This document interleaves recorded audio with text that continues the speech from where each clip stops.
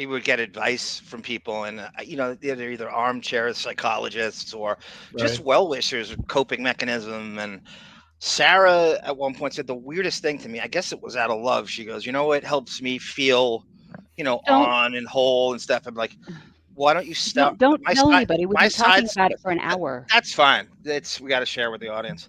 My Maybe side good. hustle. I don't know if a lot of people really. I think you heard this, David, in a conversation we Yeah. had off air, quote unquote. Sarah's side hustle, and she's such a pure as a driven snow, never committed a crime, never done anything wrong. A lot of people, her side hustle is she sells Lucy cigarettes in Salem, and so she said I take that up, and I'm like, I don't smoke, why would where would I even set up shop to do that? Why would I facilitate smoking? I mean, do you go to like what, Mastic Shirley and just sit there in the middle of William Floyd Park? I don't know, but that was Sarah's advice, and I love you, I appreciate it, but I don't know if I'm gonna do that, Sarah. I'm sorry. Well, I know it's a thriving business for you. I know it's lucrative, and I know it's a passion of yours. But selling Lucy cigarettes is not gonna I know. Well, be the answer to my mental health. I kind of wanted to go like mainstream with my business and get off the black market. But if you're not going to help me, it's fine. And I said, you're never gonna end up like, who's the dude from Staten Island that got choked out by 15 cops for selling Lucy cigarettes? I don't remember. Oh God. Yeah. I know that story. Was his first name Eric? Yeah, Eric Garner. Yeah. Eric Garner. Thank Okay. you, Judy. Of course, the only black guy in Staten Island gets choked out by 12 cops.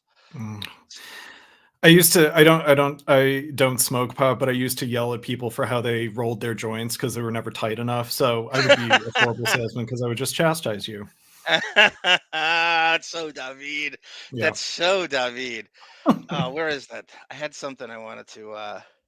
Anyway, welcome everyone. This is Deppening. What is it? 169. I think so. Yeah, we did it. David and I recorded a Armfeld, No Hugging, No Learning, and that's coming up. Monday. Sorry, Tomorrow. Yeah, you're going to put it up tomorrow. Right. And I think it went pretty well. Shitty. You were right, boy. That was a bad episode, and I cannot believe, just watching it with a 2024 set of eyes. Really, you couldn't have been. You're usually right, and you were spot on. I gave it 3.5 Pop-Tarts, I think. Yeah, which is the lowest Seinfeld grade I've given. Since we're on that subject, do you want to play the new instead of Weintraub that we do on 21 Jump Street? I have it loaded there if you want to. Yes.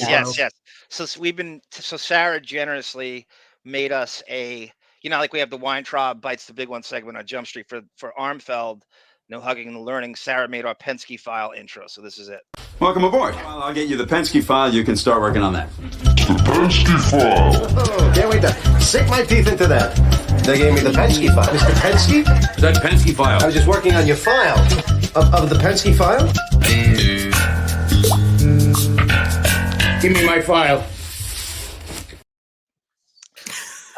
So much backstory behind this. That guy, that actor, is in the 21 Jump Street episode Low and Away, the baseball episode. He plays Johnny Hartman's father, who is a witness protection from the mafia. It always goes back to Jump Street, right?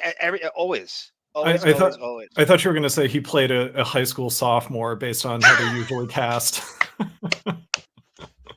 Well played, David. Well played indeed. Mays and an emphatic stroke of Byzantine whimsy. They got Barbara Bush to play a high school freshman. So I want to say hi to everybody in the chat, and thank you for all your well wishes and warm thoughts. The reason we're doing it, Eagle Maniac, at this time, is because I'm only lucid. I'm almost like, the superhero Hour Man, Judy Tenuta? Of course, with the yellow and black. Yeah, he's only like good 1 hour a day. This is this is it for me. 1 in the afternoon, like a pill or something. Yeah.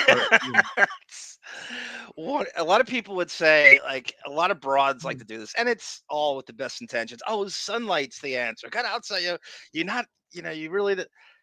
Who am I, Kal-El? And I'm powered by the sun. I'm not really wired that way with the sun. The broads think the sun is the answer to everything. And I that Shirley Manson garbage song, I'm Only Happy When It Rains? Yeah. Yeah. That really rung through my brain the last 4 months. I was literally only happy when it rained. It's such a great song. I don't think it gets enough credit for dealing with depression. You should move to Vancouver. I mean, for a win-win. That's the rainy I climate. teased doing a tour of that. That's my dream, is to go to Vancouver and do I love it. the Jump Street reality tour. Yeah. I'm gonna do it. We're That's gonna a have bucket to list. up That's a the bucket monthly list. goal if you want to live in Vancouver. Then. Yeah, That's true. I'll do the business, Sarah. Do the. Oh, I wasn't prepared, but I guess I'll have to. No, we were bathed in generosity the last episode, and we are almost at our goal for the month after just one episode. So I want to thank everybody. The regular options still apply in terms of if you can donate, please do. If you can't, great. Just hit the like button.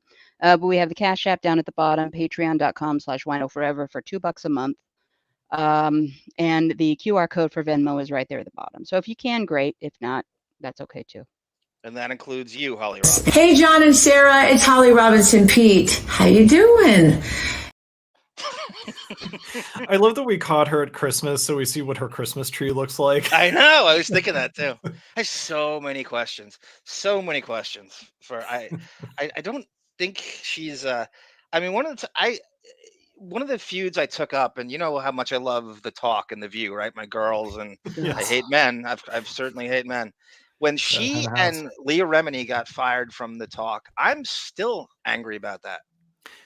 Oh, was Holly Robinson a co-host? Yes. I Holly didn't know that. Robinson and Leah Remini, who's fighting the Scientology fight. Does it get Yeah. any stronger woman than those two? I You're firing remember- them. Sharon Osbourne, I am going to kick the shit out of you if I see. I don't care how old you Lovely. are. I don't care that you're a woman. I can take that whole family easily at the same time. And I'll throw in that daughter who doesn't show herself on camera. I can easily Amy. take the whole Osbourne family. You are on my shit list and always will be. I remember her talking about Sharon Osbourne talking on Howard about like Leah Remini being mad about being fired, and she just had nothing to say to it. Oh, I know. Because she sandbagged her behind the scenes. You know she Right. did. How stupid is her fame, by the way? I was thinking about this the other day. I was getting angry all over again. She's the wife of a washed up heavy metal singer in the 80s. Right. They hadn't had a hit since Shot in the Dark. Remember that song? On Headbangers? I don't. I only know Crazy Train, really. I mean, yeah, that was. Yeah. And somehow they make this ironic reality show where they're goofing on them, and now she's this mogul superstar on every. How did that happen? And she's getting Holly Robinson fired, and She Leah had a little Remini? I reality don't show think so. 20 years ago that blew the roof off of reality shows. Yeah. So she's still living off the fumes of that. She's still getting jobs based off of that. I actually do like her overall. I mean, I haven't kept up with her in the last 15 years, but good for her. Oh I no, guess. she I don't doesn't. know. Oh no, she doesn't. I agree, King. Holly Robinson is my first crush as well. Legitimate crush. Her Marky Post. But in my teens. Hey, John and Sarah, it's Holly Robinson-Peete. How you doing? Still, she's almost 60. You realize that?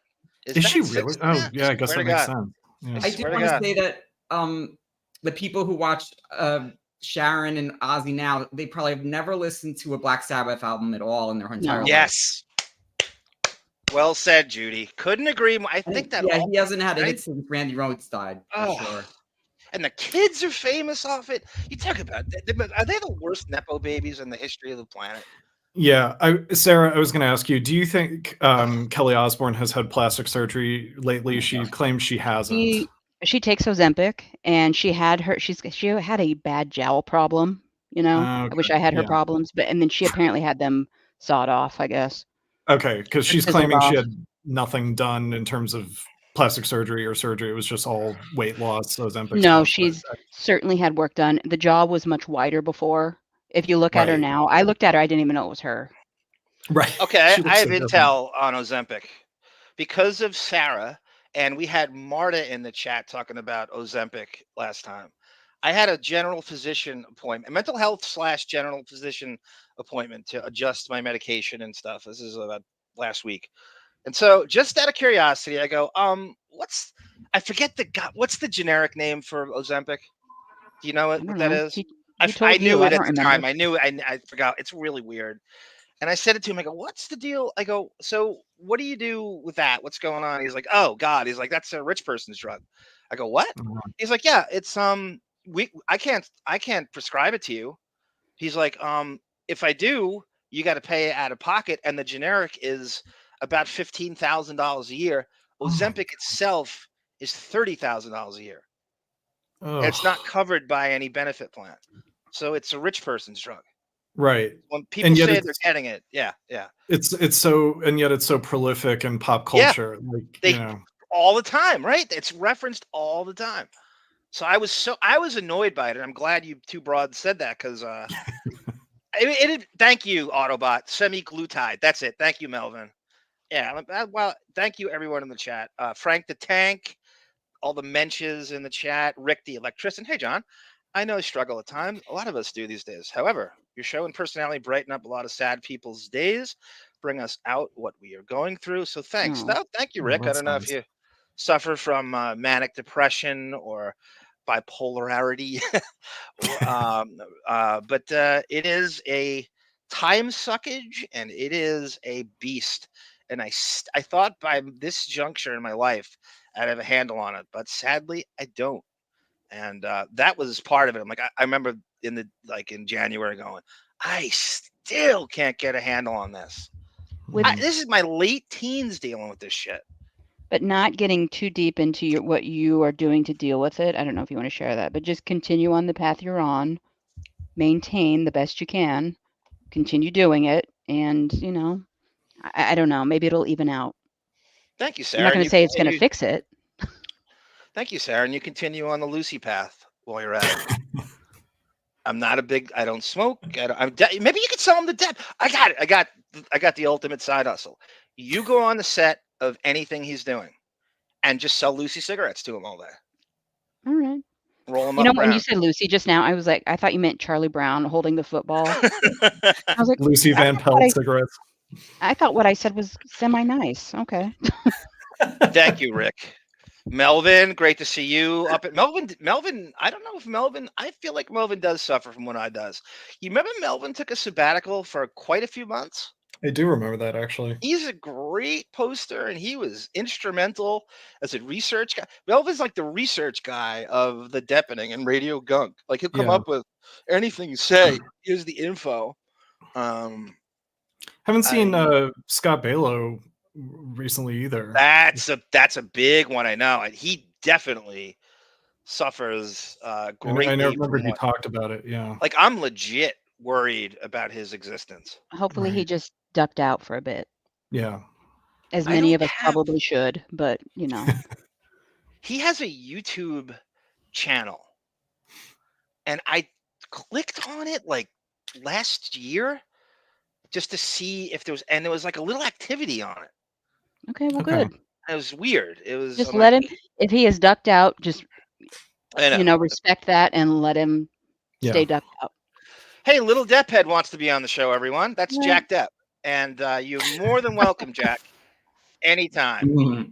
Yes, you're a he or she. I think I'll say it's a he, and I think really, it's a she. She has intel because one time it was something that you wouldn't know unless you were an insider. I'm just gonna assume that you do.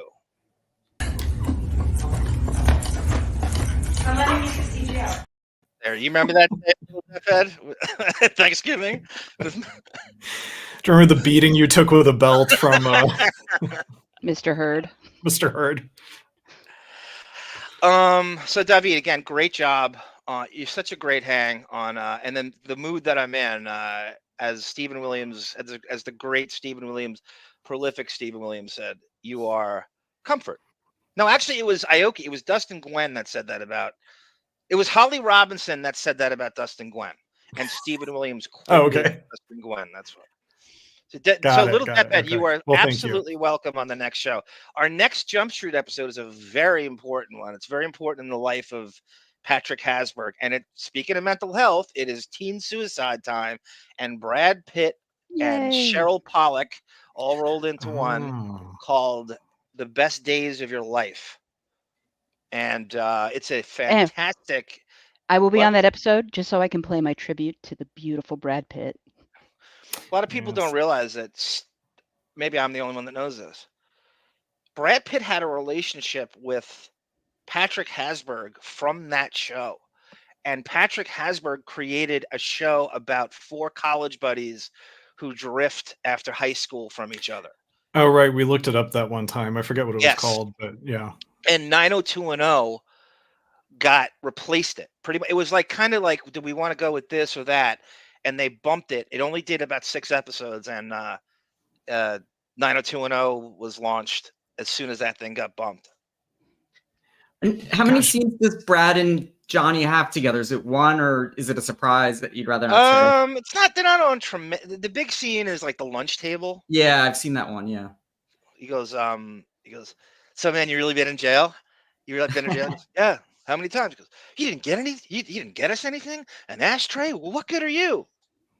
And he kind of like patronizes. You can get like police harassment for this, and you could. And when we go over this, you can make it look like Hansen caused the suicide. He goes, what the hell were you doing? He goes, look, man, I've been to jail 400 times. It's no big deal. He goes, who told you anyhow? You could probably do a Deppening of all the people who, before they were famous, quote unquote, were on the 21 Jump Street. We kind of do that every episode, but that's not a bad idea to just like do one like the superstars. Yeah. And then like 5-minute. I made a 5-minute clip of every celebrity guest on one of the. Cool. That was first. So good. I don't even know what episode we have it on, but it's in and then there I somewhere. discovered more like a little bit later, and we could add to. I had a basketball meeting that night, and I sat there writing guest stars down. You know how when you're a kid in school, you just like doodle on a paper before cell phones and stuff. So it was like I'm right back in like 11th grade reading the USA Today, making a rebounding list or something. And I wrote down all the guest stars that were ever on Jump Street during this meeting, and he called on me thinking I was taking notes, and I had to like fake my way through the question, and luckily I was able to do it. But I was writing down Jada Pinkett Smith and Shannon Doherty and Bridget Fonda. That's the one nice thing of having like a chatty gift of gab is like when you're asked a question that you don't know the context for, you can usually bullshit your way through it. It's a handy skill to have. Well, you're good at bullshitting your way through sports conversations. Oh yeah. I was. You people aren't big sports fans, I know, and some are, but it's funny. I had a standard like observation that made me look like I knew more about sports, where it was like I would complain about guys having like saying they had a good batting average at something that wasn't baseball, and I was like, it's the RBIs that count, isn't it? So I don't know what I'm talking about. What does RBI stand for? I have no idea. You really don't know? I think I knew at one point. No, I heard you were about to say it. I could hear you start. Go ahead. I said the R sound. Something in it's bats. I mean, B is for bats, but yeah, that's the middle. Call you batting. I'll give you the middle one because you got it. Batted. I really don't want to waste the show's time. Okay, I believe you. I believe you don't know. Sarah, do you know what it is? Absolutely not. Oh, you're a huge. I hate baseball. Runs batted in. It's kind of basic. I don't know if like I don't even think you need to be a baseball fan to know what that is. You know what ERA stands for? Earned run average. Oh, you got that. That's not bad. You got that. And you're a big sports fan, so you love basketball and football, and you don't know RBIs. Who cares about baseball? It's boring. So do you runs batted in? Runs batted in. Okay. Is probably some people consider it the most important stat in baseball, and it's really just when you're at the plate and the guys are on base, do you get them in? Do you not leave them stranded like Hart? My friend. Oh, sorry. Go ahead. No, you go. Well, I was just my friend in high school always complained about that because people use like the term like he has a good batting average for stuff that isn't baseball, just as like a metaphor. And he always complained, it's like, it's the RBIs that count. That doesn't mean anything. So I always thought that was funny. You remember when Hansen barged into Fuller's office and he goes, so what do you want? Batting average, fielding percentage, what? David, your family didn't make you do Little League or anything like that? I did T-ball, but I would hit the ball off the tee, and then I was so Yeah. afraid of hitting someone with the bat that I would walk over and set it down and then run to first base, and by that time they'd all gone for pizza. So That is not a ridiculous fear. That is not stupid. That is a very Yeah. feasible thing that can happen.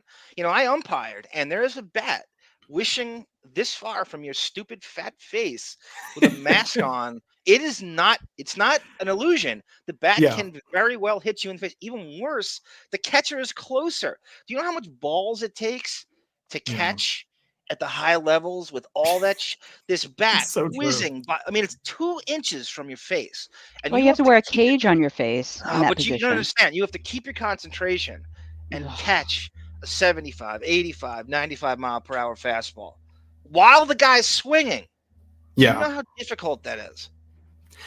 I never thought about that. That's really true. Yeah, I just was so aware of like my spatial relations that I felt like people were like really close to me when I was swinging a bat, and to throw it and run to first base, I was like, I got to look where I'm throwing it.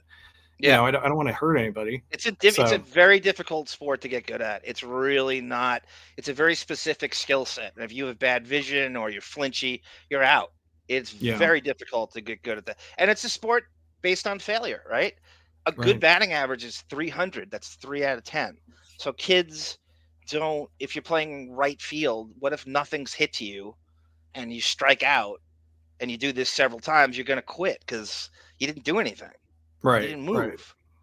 Right. It really is difficult. It's a very difficult sport to excel at.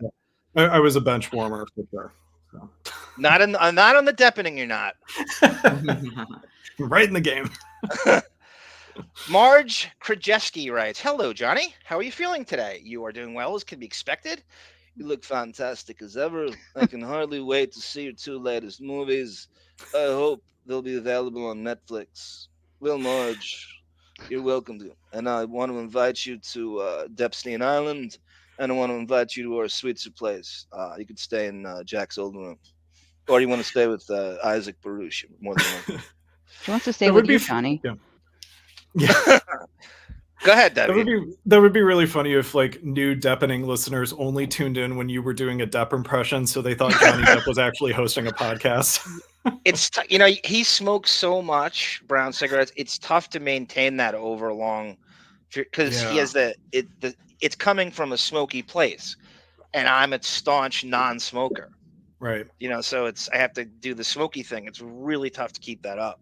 Yeah. You do like little bits and pieces and stuff. And I remember I was reading the foreword to Doug Stanhope's book, and I was starting to get throaty at the end of it. I'm like, this isn't that long.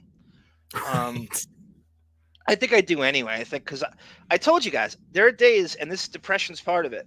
And I'm sorry I'm talking about my mental health, but this is what I'm that's going fine. through. And there are days, and I've told you guys this, that my first words of the day were on Radio Gunk at Right. 30 Eastern time. Like I didn't speak to anyone, and I'm like, what? I'm like, it hit me a few times, and I'm like, that's the first time I've spoken today. And it's Right. not, people aren't on the phone as much anymore. I know I'm not an aberration that way, but you're just not. But to not have said anything, Yeah. I remember Artie said that about being on the road, where the first time he would speak when he was out of town was when he got on stage, you know, at like good 8 callback, David. Yeah. Good callback. And speaking of Stern, I don't, because I want to start with this. Sarah, who was supposed to be on Radio Gunk's Pearl Jam show, I think life got in the way, or work, or that Had to work cartoon late. cat of yours. She couldn't make it, and it's our loss because you are a Pearl Jam aficionado. Mm. What does this have to do with Johnny Depp? A lot, because we're going to do a West Memphis 3 show soon, and he and Eddie Vedder kind of helmed that with Damien Eccles. But Sarah wanted to say a few words. Well, T Busy, welcome again. Melvin Autobot, welcome, sir. Thank you for all your kind words up in Seattle. Jet City Women, motherfucker. We'll talk about, and speaking of Seattle, that's where we're going next. So, Sarah, I'll give it to you, or do you want me to play? No, I'll cue you and as to when I want you to play that. But This is a little bit of Stern talk, and I know this, we'll get to the Depp here in just a minute, but bear with me for 5 minutes, and you guys can interject, please do. This is the second time that Eddie Vedder has appeared on the Howard Stern show in probably, 5 years? Yeah, I think it was 2020, right? Yeah.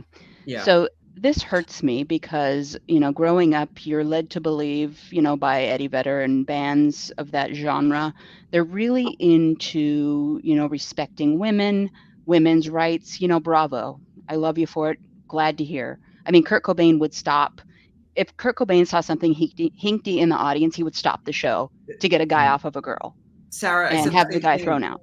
Like Eddie is friends with Gloria Steinem. He cares about feminism. Some of the songs are about female abuse or female empowerment. So yeah, totally.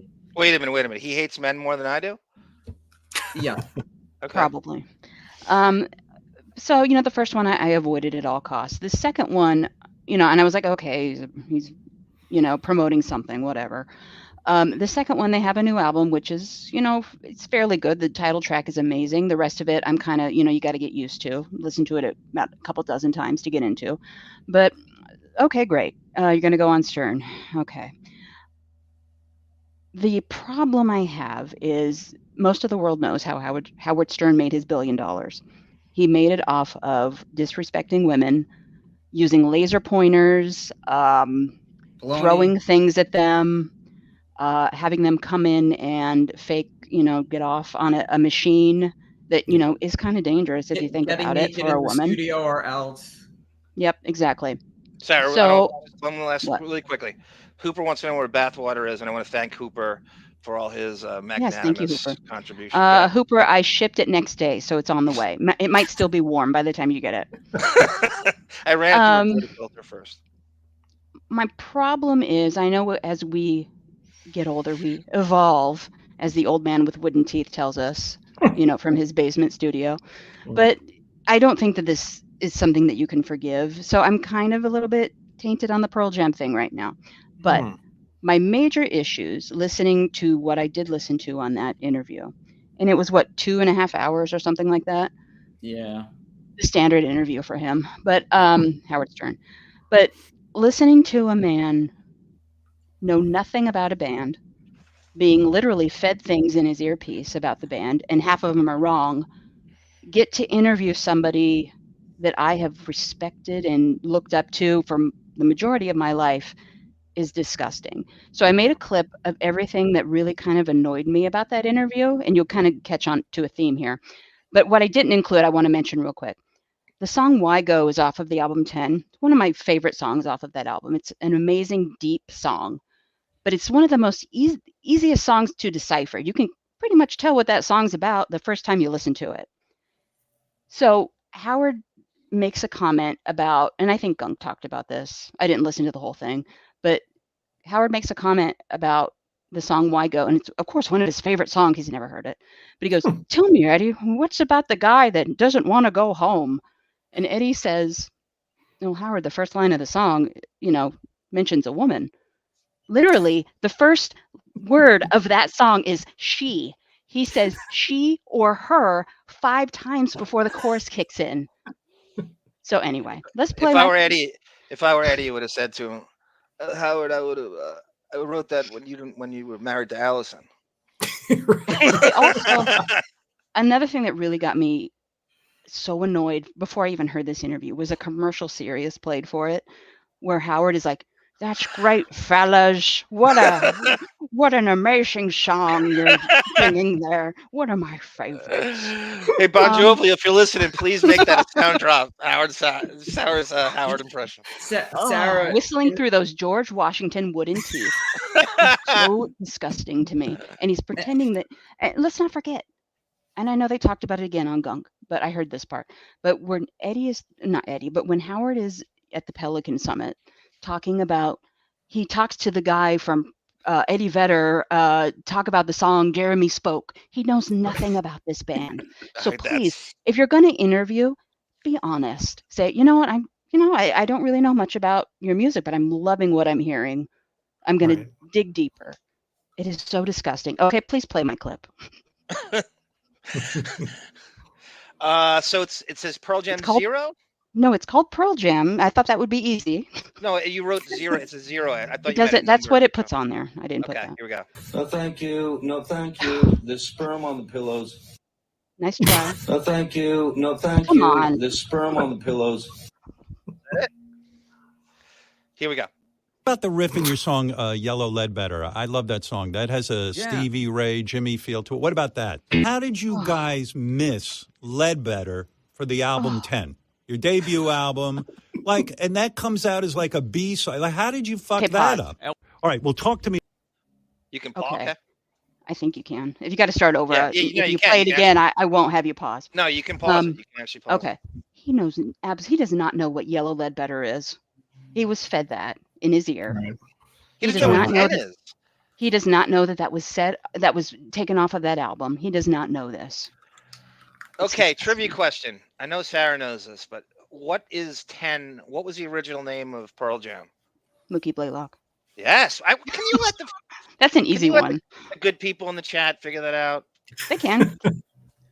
I could be wrong. I was talking to a guy. This is the height of Pearl Jam, and videos played all the time, like 91, 92. And he goes, we're talking about sports. And the guy goes, look, dude, I don't know anything about sports. The only thing I know is like Michael Jordan and Mookie Blaylock. And I'm like, what? How do you know? That's a weird jump. And he's like, it's Pearl Jam's original name.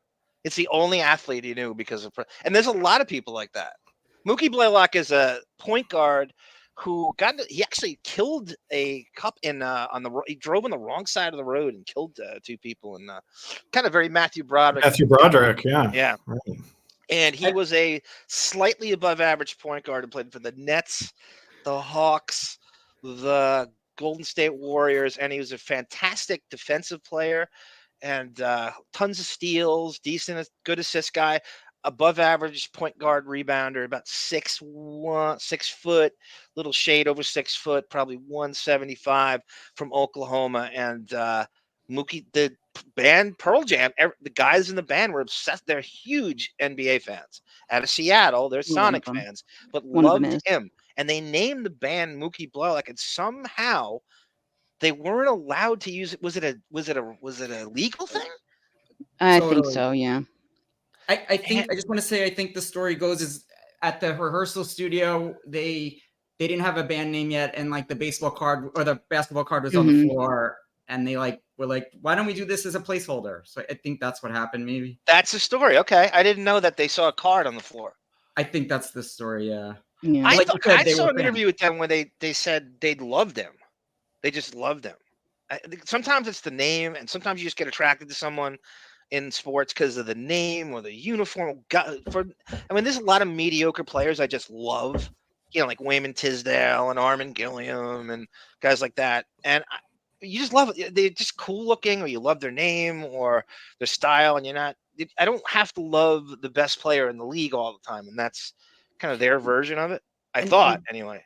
And just to tell you, they have a B-side called Sweet Lou about Lou Alcindor. And they have a song called Black, Red, Yellow about Dennis Rodman. Those are both B-sides. I might change this show to Terry Catledge if you're lucky. The Catledging. The Catledging. But like I said, finish this clip, but you just listen to the fake excitement, pretending he never mocked Eddie Vedder. About the new album. The new album is called Dark Matter. I'm a particular fan of Waiting for Stevie. I love Wreckage. I love Scared of Fear, and I love the title track, Dark Matter. I'll let you guys decide which one you want to play. Thanks, John. Tell me why you want to play this one. Oh, my God. That is just fucking great. What do you want to do? What do you want to play? Talk to me, Ed. Well, to be honest, Howard, I think we're following your lead. I feel like you're the boss today. You're giving me a choice of what I can make this. You hear Eddie's voice? Oh, yeah. Rattles That's me. I don't know. Was he in studio or not? Yeah, was he? Nah, I don't think they were together.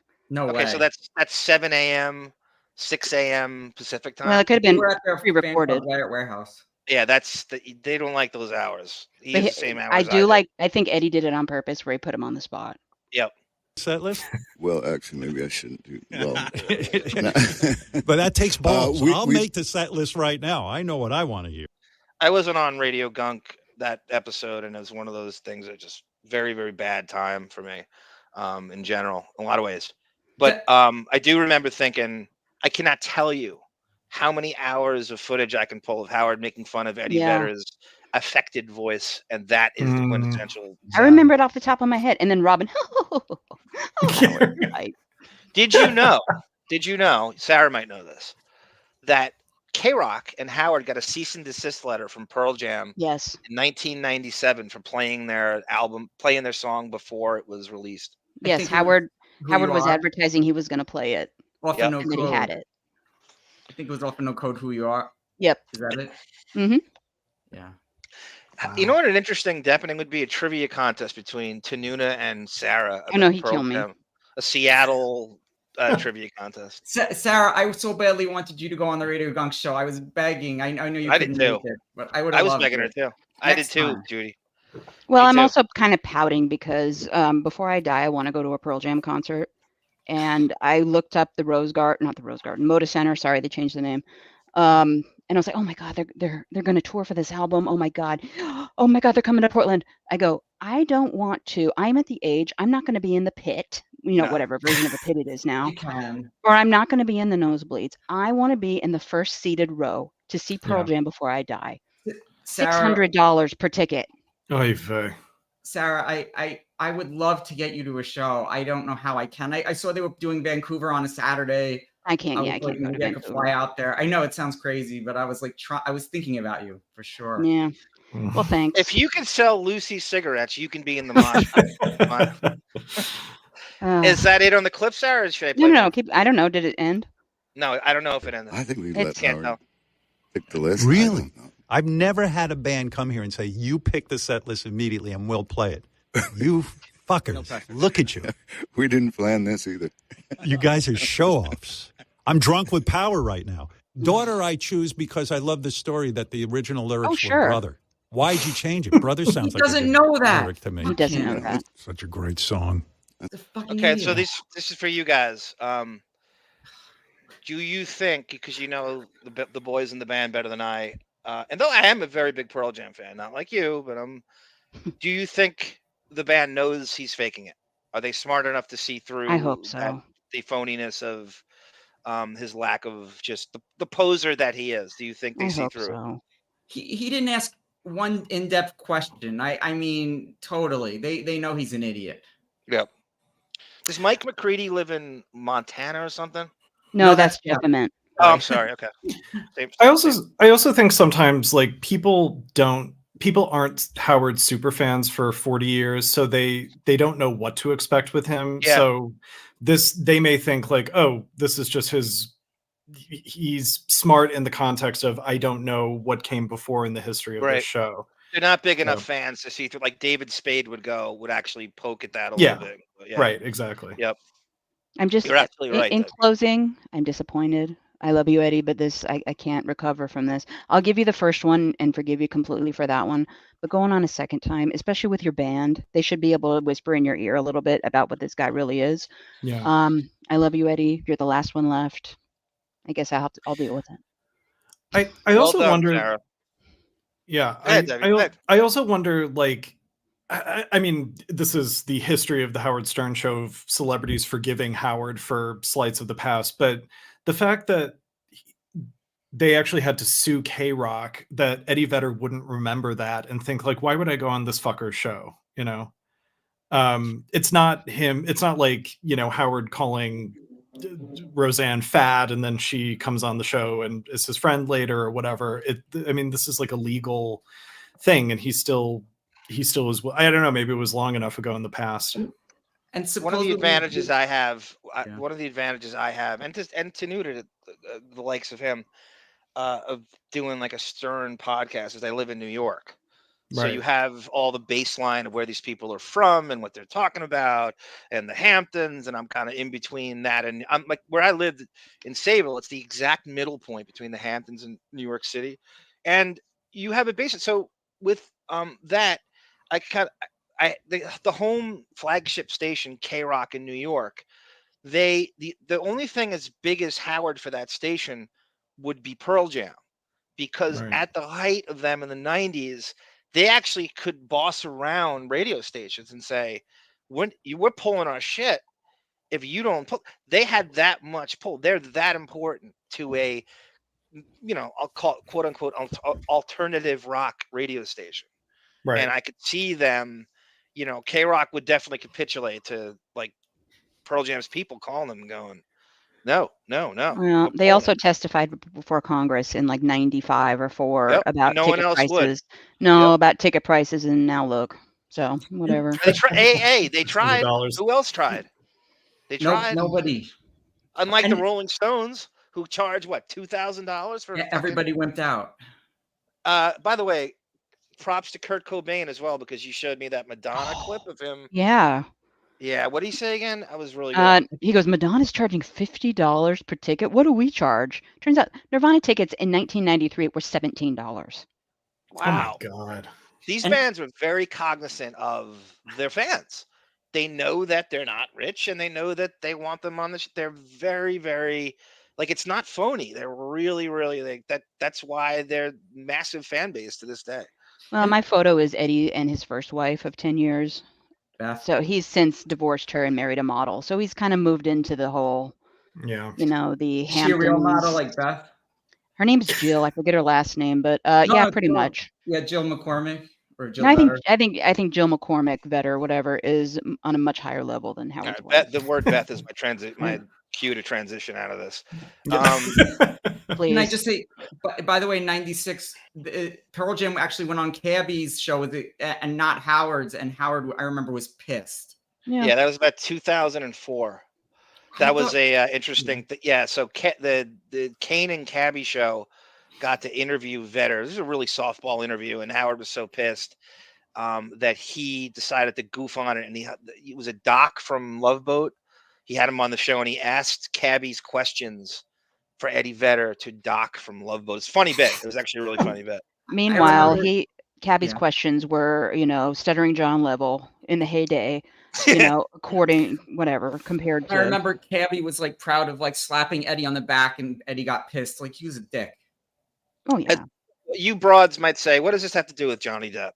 Well, a lot. And the second phase, we're going to be comparing at some point, possibly this show, maybe the next part 2 of this, Depp's band, The Kids, to Pearl Jam. And I'm going to spotlight why the Kids didn't make it. There's a lot of reasons why they didn't make it. And I'm going to compare the energy of Pearl Jam on stage to the Kids staring at their guitar and not moving, no jointless and stiffer than RoboCop, and it's all like elbows. Right. Yeah, it's all not Karl Malone elbows either. Since we're kind of on a, sorry, go ahead. No, you go. I was gonna say, since we're kind of on a serious kick before we move on, the serious commercials, like for that new Taylor Swift commercial, I guess she's got a channel. I don't care, but I hear I'm driving in the car and I hear, "Hey, it's Taylor." And then she's like, "Yeah, Bond, there's another drop. Join me on my new channel to promote my Dead Poets department." I'm like, "Oh, Jesus Christ!" Yeah, there's or tortured. Sorry, what is it? Tortured Poets department. I think something like that. Yeah. Anyone famous gets a channel. But by the way, I know you guys like the word Byzantine, and I hope this makes Sarah feel better. That Eddie Vedder uses the word Byzantine in the song "Thin Air." Are you kidding me? No. Really? Maze and an emphatic stroke of Byzantine whimsy. I've been wanting to say that forever. Black Morticia Adams. I'm a Johnny Depp fan, but I'm not excited for Modi. Am I the only one? No, you're not the only one. Black Morticia Adams. I think you have Al Pacino. The Al Pacino effect is not enough for me, and I got to tell you, and this I'm going to probably go into this with Jeanne du Barry. I can't think of anything less relatable, more pretentious, nothing you can impart to the collective like us. There's nothing to glean or learn from than a Modi or a Jeanne du Barry. I think period pieces, how people go, I'm sick of superhero movies. I would love for period pieces to just go away entirely. Yeah, same. nothing to gain, nothing to learn, nothing to relate to. They're boring as fuck. You talk about. I get. Well, you'll find out later that his assistant is who to blame for a lot of this.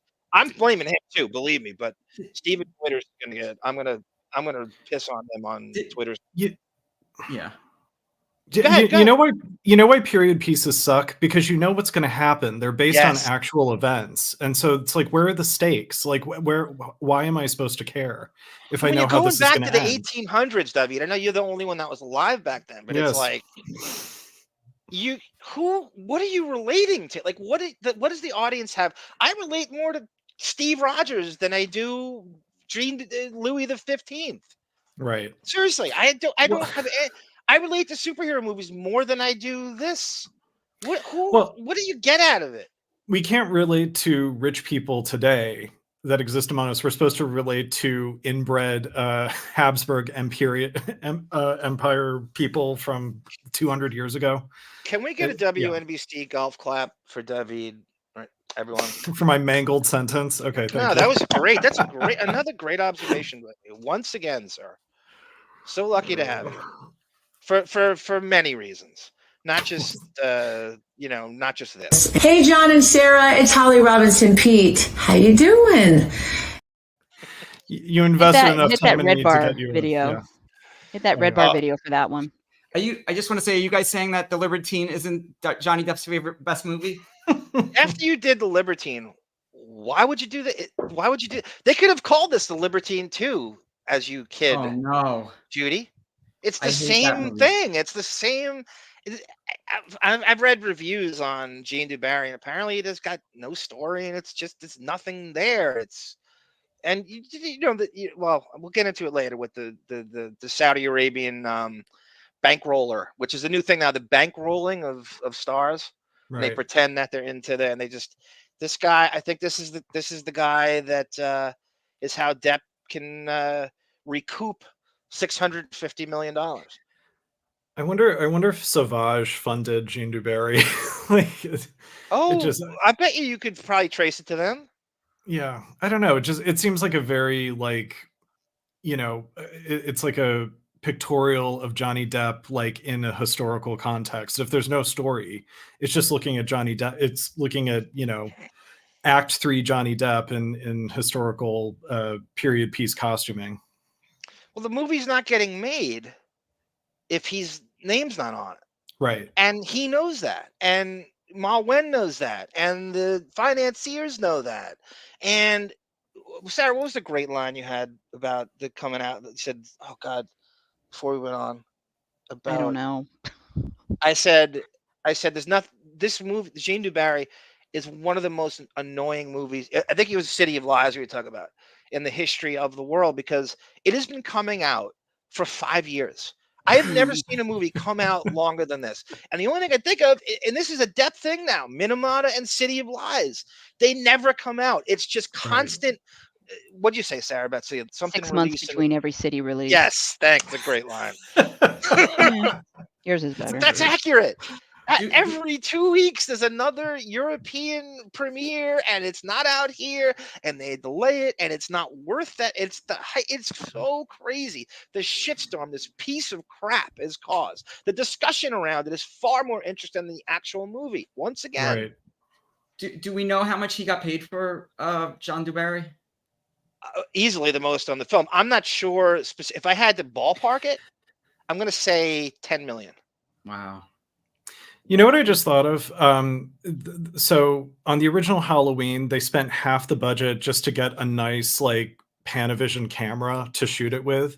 I wonder if Johnny Depp is like scavengering for movies where it's like they're not going to go anywhere without a big name like him. So he's going to make them spend half their budget on his fee just to recoup his money. And that was a controversy in the Tracy Jacobs transcripts. Right. He had to lower his asking price, and he wouldn't do it for stuff like City of Lies. And right. There was a conversation with Brad Furman, the director of City of Lies, that he had to lower his fee in order for the movie to get made. It was literally like from 8 to 6 million, I think, and that it wouldn't have got made. Yeah, and I wonder if he's just finding these sort of low profile movies where it's like he can strong arm them because he's Johnny Depp and it's Maiwenn. It's not Jerry Bruckheimer. And if he doesn't know it, his agent Jack Wiggum does. Right. You don't think isn't that the agent's first job, is to know the leverage that you have in every situation? Oh, of course. And that's why you're going for the international superstar. Black Morticia Adams, I couldn't agree more. I mean, you knew I was going to agree. I think she knew I would agree with it. I don't know if she was setting me up. Or Brendan's first crush was Bob Backlund. Sarah, there's your wrestling reference from Brendan. I buy it. Yeah, he likes to get in the referee position with him for 6 minutes of hell. You know what I mean? Oh, do I ever? The Bob Backlund step-up test on Brendan's nuts. Evil Lynn. Melvin, that's not ridiculous. His cartoon crush, Evil Lynn from He-Man. I can't figure out her hair, though. Evil Lynn, I can't figure out the hair. That's true. She never takes that hat off. That's right. She never takes the hat off. I like the Baroness from G.I. Joe. Cartoon crushes. That's a good topic. I think mine was Penny from Inspector Gadget. It wasn't. Let me see. You're I'm trying to think. It wasn't Aladdin. No. I was gonna say. Jesus. I was gonna say. Somebody from Tiny Toons. The Beast in human form. Jessica Rabbit. Freakazoid. Yeah. Wacko from Animaniacs. Kelly Osbourne had a jaw of a bulldog. Yes. Yeah. That's actually not even a joke. She was. Autobot said his insurance approved Ozempic. He's going to start only in Seattle. Autobot's got the jump on everybody. Hey, Autobot, send me some. Just kidding. Sarah, beverage update, por favor. What is everyone drinking tonight? ARM, do you love a stainless steel bowl of ice next to you? Oh, I can't believe you said that. So I'm watching. My new show is I'm trying to kind of keep my hoodie pass certified. So I've been watching a lot of black shows. In order for me to keep my hoodie pass, I have to watch at least binge watch 2 black shows a year. So I told you about Snowfall. So now I'm watching The Chi, where Ida Greenbacks is from. It's the south side of Chicago. It's very similar to Snowfall. It's almost like if Snowfall were in Chicago. Stephen Williams is the reason I started watching it, and he is great in it. He plays Quentin Dickinson. And so I'm watching last night, and you would have me institutionalized if you saw the behavior watching the show. So this clip I counted for this show because I wanted to confirm my mental illness and my obsession with this. I watched this clip 30 times.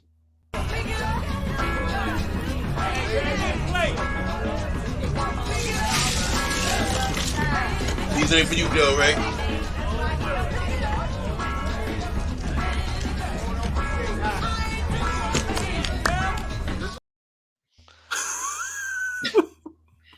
That is a man who is obsessed with ice as I am. Did you see how passionate he was setting up that cooler, wiping his hands off, patting it down to make sure no air was getting in there and it was gonna. Did you see that clip? Well, look at the bottom of the screen right now. David is sitting in ice, basically. Shivering. Yeah, they set up a camera dolly for it and everything. It was a beautiful tracking shot over his shoulder. As he was I didn't even realize that. You're right. They put a camera in the in the cooler. Holy shit, you're right. We rented a dolly track for one moment in this show, and damn it, it's going to be about the ice. I would, if I were working as an actor on that show, I would deliberately do like a fub take, and I would have them like reshoot it like 600 times. They could just play in the ice and make them get more ice bags, and they would take it home. To the ice, right? Speaking of ice, this is what our next Armfeld is going to be. This is the best scene in our last episode. I mean, I think you know what I'm talking about. Another scotch with plenty of ice. You like ice?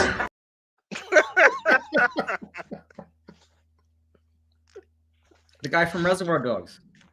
That's right. That's right. Good catch. Good catch. We should have. I'll do it next time. The next Pensky Files. We'll do that next time. Yep. So where am I here? What do you want to start with?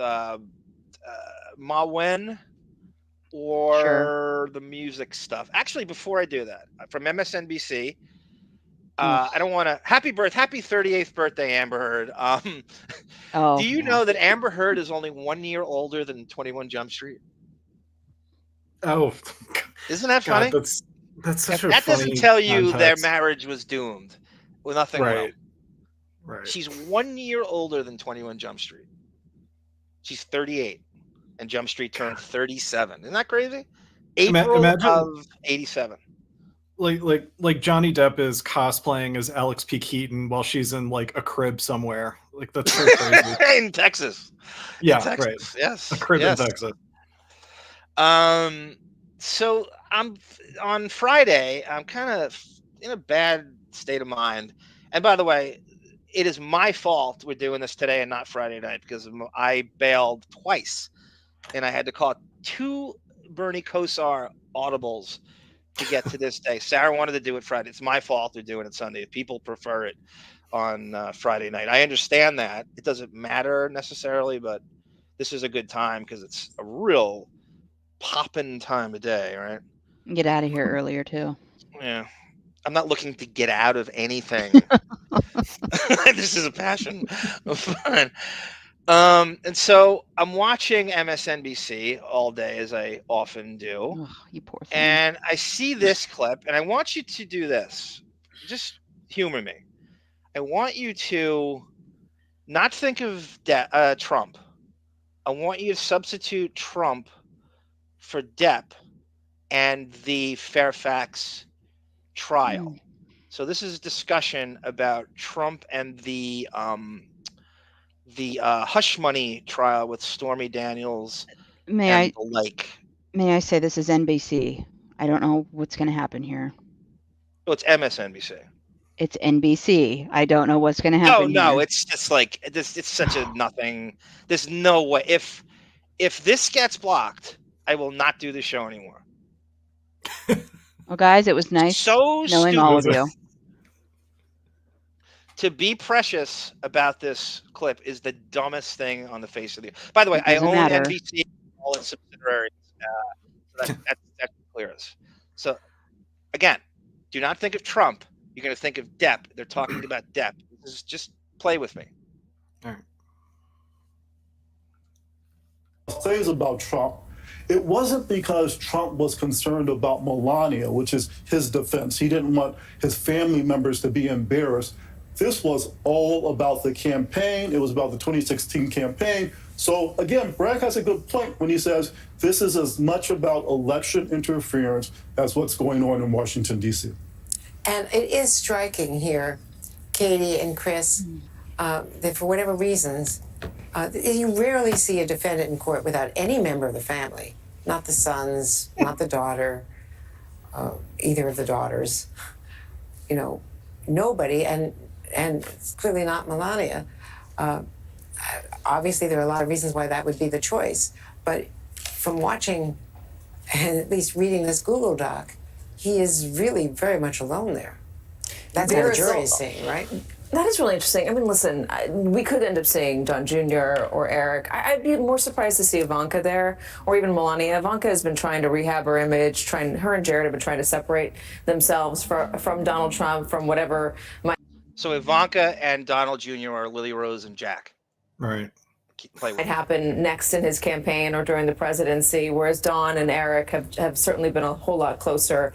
They were a part of the last judgment against Donald Trump in the civil case here in New York.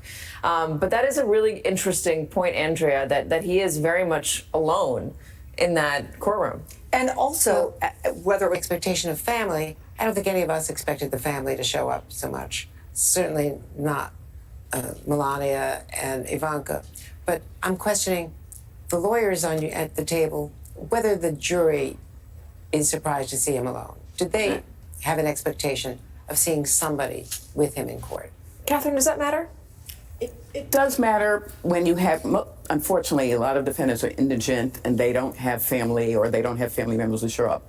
But when they do, a defense attorney could make use of that and tell the client, oh, kiss at your mom, something. So the jury, you hope, are saying, oh, he has a family. I mean, granted, everyone knows who he is, but it is something about the absence. The daughter, Tiffany, she's an adult, and I think she's a lawyer, and the two sons, and I think the two sons are based here in the Northeast, that none of them have been there. Now, it's still early. We only have one witness in, but I think the jury does notice that. Well, they also would recognize these folks, right? In a typical trial, they wouldn't know who the wife or husband or brother or sister or friends are of the defendant.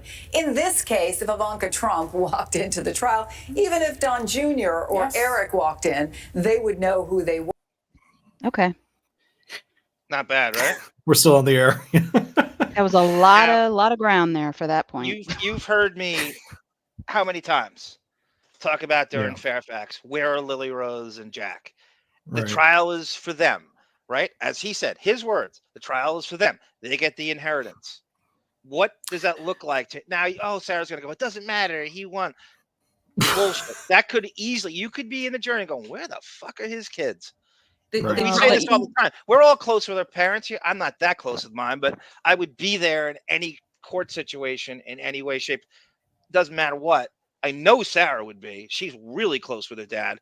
I know David is close with his parents. None of us. Yeah. It's the strangest thing in the world that neither one of them were there.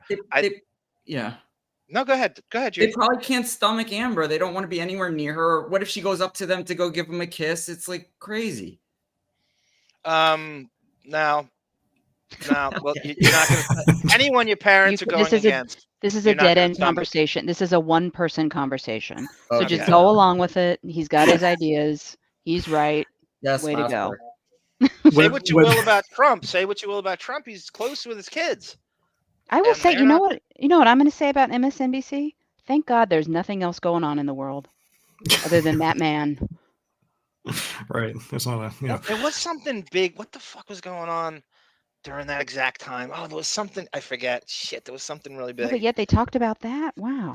There was something in pop culture. I forget what it was. Oh, the Weinstein. Pop culture. Yeah, nothing else besides Weinstein and Depp's friend Weinstein was exonerated. You want to call it exonerated in New York? Yeah, there was like a mistrial or something. Yeah, it's weird. Yeah. I don't know if they're gonna release. He's still in jail. And when I was in high school, my mother was president of the music boosters at my high school, and the treasurer embezzled money for like a year, and she's the one who caught him. And so she had to go to, they had to all go to trial, and his daughter, my friend, was present for it. And my mom said she felt horrible because, she has to condemn this guy in front of his children who are there. And it was like the most difficult thing she ever had to do. So, I mean, it probably does show solidarity for the person on trial, but I think it's really tricky if you know that their children are there, to condemn them in front of them, but had to happen, If I were Rottenborn, I would have just turned to the behind him and said, "Boy, this trial is for his kids and his the sanity, their sanity, and his integrity, and the kids are getting shamed in public. Well, how come they're not here? Right? If your inheritance is going to them, and I mean, That's how bad her legal team was. They couldn't even capitalize on that. I still love. We watched footage of Johnny Depp leaving the courtroom, and the entire viewing gallery like waves at him like they're elementary school children. I know who needs your kids when you have that. Right. Well, that too, but also that Rottenborn and Brett Hoff couldn't make hay out of that. Do you know what a sidebar is? Yes. Not you, Sarah. I know you're like a court file. You're a courtophile. Do you know what that is, Debbie? I've heard the term, maybe not in the context of a courtroom, but like Sarah jerks off to like the Chad Daybell trial, so she knows what. It's the whispering that the lawyers do with the judge in between when they stop and they run up there and they go and they turn the microphone off. And one of the sidebars got released for the trial, and one of the sidebars was Elaine Bredehoff yelling at as Karate and Camille and Chu about Depp talking to the jurors while they're walking out, which is a complete no-no. He was waving and talking to the jurors on the way out, and they muffled it. Oh, That's a interesting. huge known. I mean, I don't know. I'm certainly not John O'Reilly, and I heard that's a really huge no-no. Well, you've also got any kind of defense attorney worth their weight in gold is going to, even if he winks or nods at one of them, they're going to bring that up. Right. They're always going to try for a mistrial. Yeah. Yes, exactly right. Melvin, big compliment for you, Sarah. Sarah, where are we going to talk about tournament? President of the United States. I was so upset about people bullying him for stuttering. Howard, you made fun of people. That's right, Melvin. For decades. Yes, that's a great point, Melvin. Phenomenal. Talk about an interview I have no interest in listening to. I don't want to talk about something of substance. I don't want to cock block that. All I'll say is a couple things.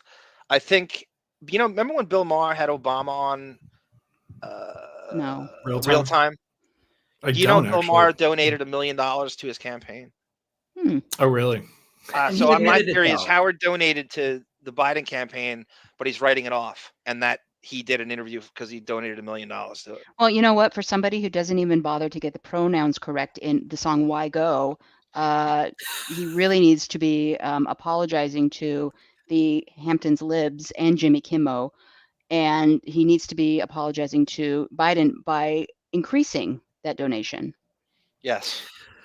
I want to know what happened to Sarah. Didn't you donate like 9/11 money and you don't know where it went? Yes. Yeah. I say this all the time.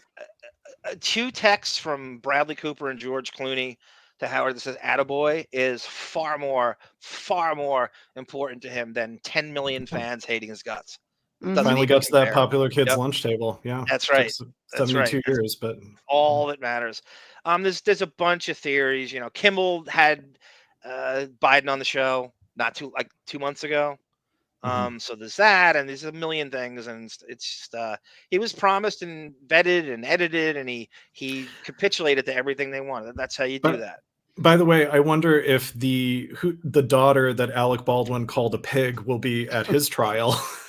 That's Justin Bieber's Ireland. Yeah, Ireland, right? Girlfriend, right? Are they dating? Really? Yeah. No, wait. No. Stephen Baldwin's daughter is right. Yes, she's married to Bieber. Which is by the bizarre way, because he's like this crazy Christian kook, and Alex the opposite. It's bizarre. Right. There is a video, by the way, speaking of Browns, not that we are, but there is a video of Justin Bieber apparently and allegedly, even though I saw it and I believe it, going down on OBJ. That's all I'm going to say. Yes. Eddie Vedder and Kamala Harris are going to ride the Sybian, Johnny Meyer. Yes. That might turn me off a little bit. Joe played anal ring toss. There's G Canada. Welcome, G Canada. Thank you for all your kind words, sir. G Canada is going to want to sit when we do the Baldwin stream. Yes, I should say this too. We're going to be doing on the Deppening. We're going to be doing the Alec Baldwin trial stream in New Mexico. And I know New Mexico is great because they allow cameras, unlike effing New York allows cameras in their courtroom to do this. And so we're going to be doing the entire Baldwin trial. I hope I'm up for it. I hope I'm fully mentally healed by then. And, it should be fun. I want a lot of people. Now that I know how to work StreamYard, it's going to be way better. I was such a Luddite with the technology during the Depp trial that now it was tough. It was like a weird boot camp to go through at that time and shit. So Prove it. Hit a sound drop. Guess who? Is that where you? Howdy. What were you saying, Debbie? Is that where you got "Guess Who" from? That's Yes. an armism. Yes. Okay. Yes. Right. Yes. When I watched that live when it first aired, I had it on VHS and I rewound it like 600. Is the funniest monologue. It was just him being charming in different ways, and so now hit a random sound drop. Why don't you eat some lightning bolts, Chuck? Ow! A sound drop. Oh, not I'm a sorry. video.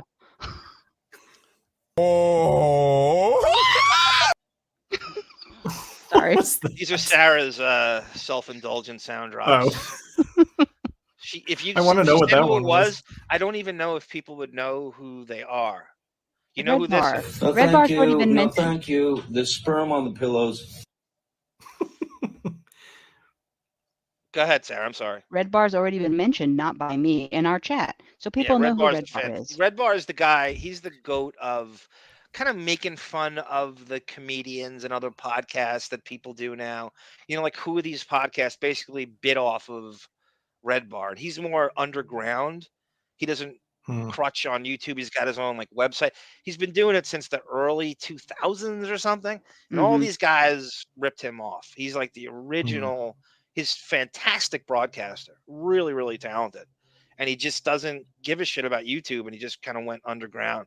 Full video and everything, good looking, studio and stuff, high budget, great show. One more and we'll move on. Hit the Red Bar Kumia. I mean, you're hideously scarred. You have no money, and you're labeled as a racist pedophile. All right. Can I put in a sound drop request? Sure. Yes. I would love the Depp on Discord riddles. Yes, that's in fantastic. progress. Yeah, That's any one of those would be great. Gunga Din would name his band Sleepy Floyd. That's really funny. He has who Sleepy. We brought up Purvis Short. I think it was Josh Foster. He was the point guard for that Golden State team. His real name is Eric, and his nickname was Sleepy Floyd. That's really good. There's a video. How did this Nuki? I think Nookie for sex. Mookie. Oh, okay. I thought you said Mookie Blaylock. Yeah, Nuki Blaylock. Okay. This Johnny Meyer. Welcome, sir. What's not to fake about the CERN show? I know Johnny was a real fake caller, a hired fake caller in the early 2000s. His shtick was let them die. What is it? Oh God, what was it again? Make a Wish, right? Make a Wish Foundation. Let the kids die. Right. He hates the Make a Wish Foundation, which is like the greatest charity in the world. Right. My sister utilized the Make a Wish Foundation twice, in fact. And so to be anti Make a Wish Foundation is like anti Gandhi or Mother Teresa. You're right. Like yeah, it's like who's gonna do that? Autobot says I got to be in that Tria 2. Trial. Yes, Autobot. You're more than welcome. Thank you, David, for interpreting the Autobot. I gotta defend Autobot here. I do this all the time. Like my eyes are so bad, I can't see what I'm writing anymore. I need a magnifying glass. I have 70/180 vision. Oh wow. Okay. So I have to jam the phone to my fat face or use a magnifying glass. So I make little faux pas like that all the time, where you leave a letter out or a word. And yeah, it's all good. You don't want to buy readers from the drugstore? I'm a reader, not a music listener. Seattle's even more expensive, Sarah. 700 to 900, says Auto. Well, when I was saying 600, it's more like 686, I think was the actual amount. Yeah. So, yeah, it's disappointing. Thank you, G Canada. I did bring up that cease and desist thing. I don't remember doing it. I guess, yeah. It makes sense. I'm like obsessed with it. Sarah, how far away from the 300 goal are you, says Melvin? We are, because we had somebody who canceled a big donation from the first episode. So we are, I think we are about 25, I want to say, 25, 30. Oh. I got to account for YouTube's. Right. Philly 29. The band Tolerate Philly 29 is such a mensch. God, I love everybody in this chat. We're so lucky to have you. I'm never going to be that guy who ignores, I'm a big scat. You know what I'm going through. So if I don't get to your comment, I want to. You can't read everything, but I try to. I don't make, you got to donate. If I like it and see it, I'm going to read it. I hope to read everything. I'm not a grifter. I'm not good at money anything. I'm not. Who am I? Neil Cavuto over here. The band tolerates and deals with Howard because I'm getting off Howard now. Can I say, just to defend you two on the chat stuff, and the super chat stuff, I am the one who drives it into your brain or attempts to. You've got to not put every single thing up on the screen, but you always say to me, no, I'm going to read every single one. And that's why we have such a low goal, because the man that's doing the show is he wants to do this for free. And I have said, no, you are going to be paid for the first time ever doing this. We You do deserve pay to be for things compensated. though, like StreamYard and all that stuff is not, Patreon. Patreon's a fun way to hopefully. If it were up to me, it would be $5 and $10 for Patreon, and we'd be doing more shows. But he said no, $1. I said no, I'm going to make it $2. You on So a come tight on. ship. You on a So tight ship over there. I am the selfish one and the greedy one. He wants to read everything. Even if it's bashing him, he will read it. I don't agree Who are with you, that. Susie Orman over there? Mike McCready and Matt Cameron said in an interview they were fans of old school. Okay. I didn't see that. I like to read that. G Canada, I hate these aftermarket scumbags. Oh yeah, G Canada's talking about the Ticketron and aftermarket scumbags. Mm-hmm. Buy as soon as they come up for sales, they produce nothing but misery. Well said, sir. Okay, so let's go to Maiwenn and the controversy. So I think a lot of people by now are aware that she did an interview with, I think, what's the name of the public? Independent. It's called The Independent. And she basically, said that the Depp experience is very bipolar and all over the place, and he's difficult, and he's up in his head and late, and all the stuff you've heard about. Is that Joni over there? Yes. Thank you, Joni. Thank you, Yes, Joni. thank you. To have you back to sing Evanescence. I'm gonna hold you to that, and I know you'll do it. Did she say Going Under or what was the other? Wake Going Me Up? Under is a song. It's two. So Yeah, they both are. They're both Evanescence. And Maiwenn does this original interview. What am I doing here? Come on. I always hate going to this. Okay, directing. I'm looking for the first one. Okay, yeah, here we go. So this is, a lot of people may not have seen. This is the original, or maybe they did. This is by Charlotte O'Sullivan, the journalist for the Independent UK. Now, why Depp is obsessed with England, I have no idea. Other than it's cool to kiss dinosaur rocker ass and to look cool to Paul Bettany, etc. Because Right. England is nothing but shitty to him. Whether it's the, the UK court where he lost 12 out of 14 rulings against Amber Heard, or this, or the sandbags from all the publications, but he insists. He's a bit. What is the henpecked? Is that the word? Like where you keep going back to this shitty husband that abuses you because you just something like that? Something like, yeah. I think of that with something else, but yeah, I know what you're talking about. There's Depp is England's bitch. He keeps coming back to them because he needs to do all things British, whether it's the lilt and the accent or Paul Bettany, no matter what. England has done nothing for you. But here we go, the UK publication, and this is a negative interview. I mean, it's kind of, there are backward compliments and it's all over the place. You be the judge when I read this. I don't know if I can read the whole thing. Save my voice and shit, but this is that was construed, and this is the director of Jeanne du Barry, Maiwenn. This is a very important movie to her and no one else. No one asked for this. No one should ever ask for this. But Depp is not exactly flat. Should I play the interview he did them at the UK premiere? One of the 15 premieres for this movie that's still not out. That's fine, but if you play video, they'll take the chat down. Okay. Hold on. God damn. I'm still multitasking. I'm still trying to. Where am I? Thank you, Joni, once again. I thought you were a StreamYard expert. According to you. No. I'm a silver medalist. I'm 5 skull rings in StreamYard prowess at this point.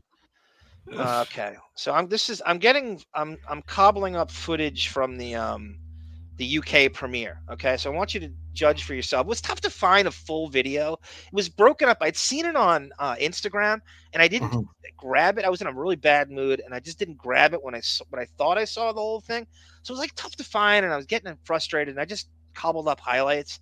It's not going to be the whole thing. This is the France premiere? Yeah, no, England. There's a French journalist that's in the crowd. So this is Depp and Maiwenn together not too long ago at the UK premiere.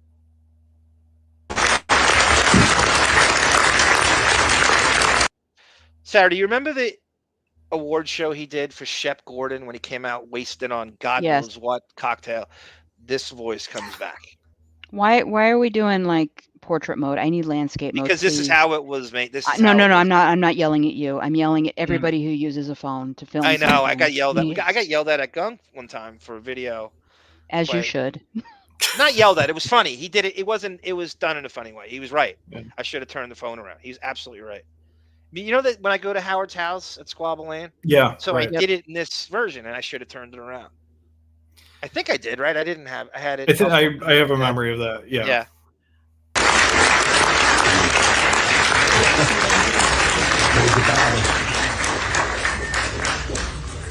I'd peel those clothes off of him. Why does she need to hold his hand? She's pulling along. No. She's pulling along behind her the reason she made any money on this film. Exactly. She's holding on for dear life.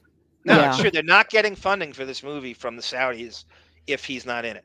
He is thick as thieves with them. And so try as they may, this fucking thing shouldn't have been made anyway, but you need him to get and he knew that. And this is what, so now the applause didn't even get them to the stage. It got them to the stairs. Like, and then it like died out. God damn.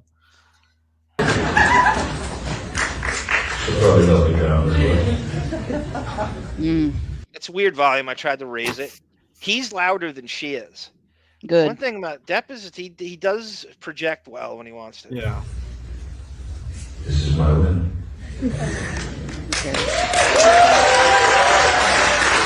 Pretty applause.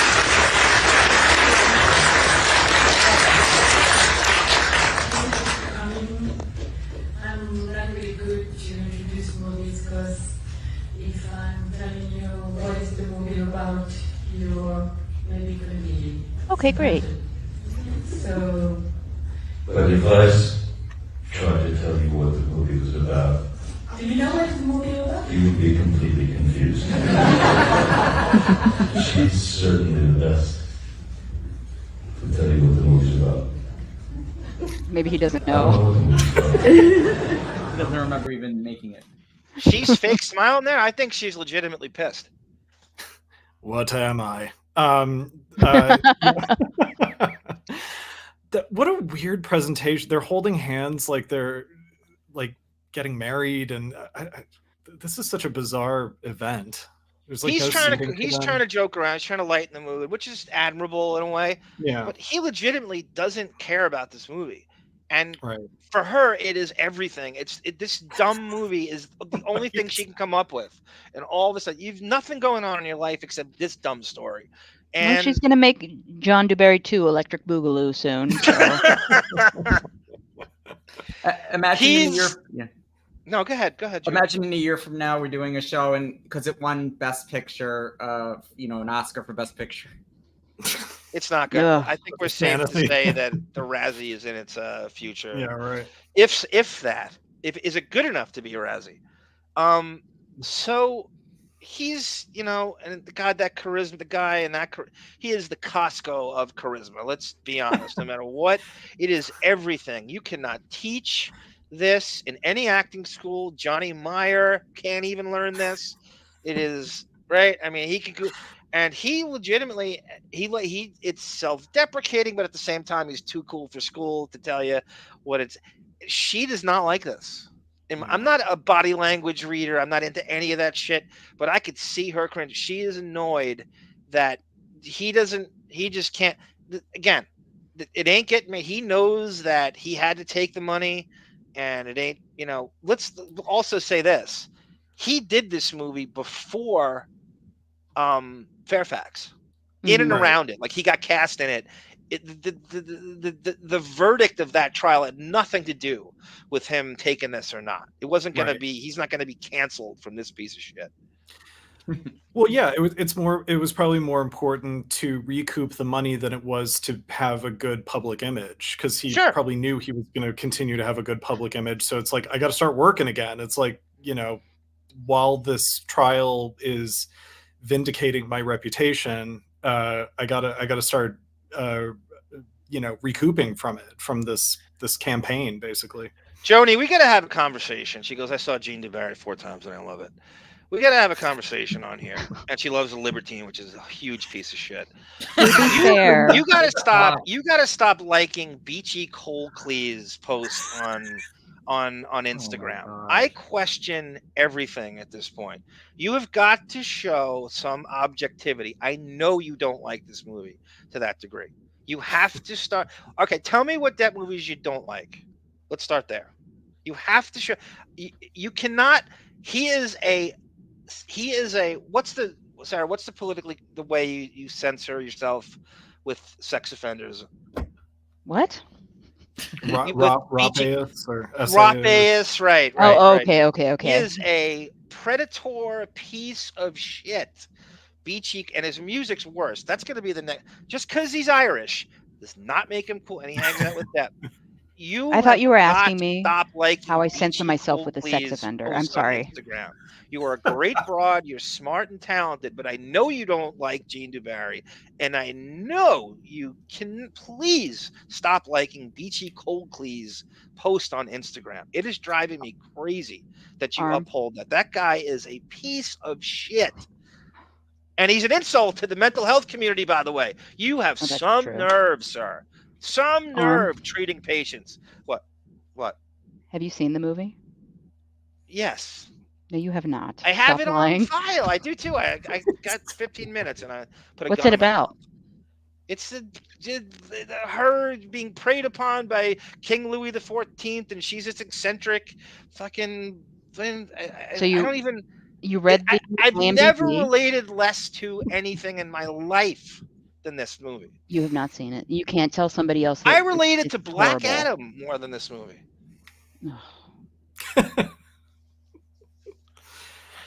Here we go. I will one day, though.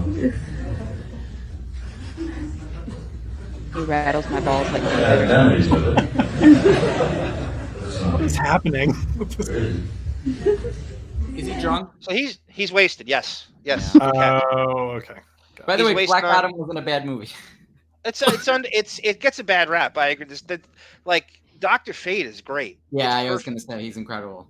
Hawkman shouldn't have been blackwashed because of they basically tried to rip off the Falcon in Marvel. Oh, so let's wow! I make never thought of that. Good Aldous point. Hodge is a good actor. He's really good. I like him a lot. But I would cast him as Green Lantern, Jon Stewart. He's perfect. The Atom was Whatever. fine. What's it called? The original Golden Age. Yeah, Sorry, you guys. know what I'm saying. No, there's things about it that are really good. Cyclone. You're not or whatever. wrong. Yeah, you're right. French people.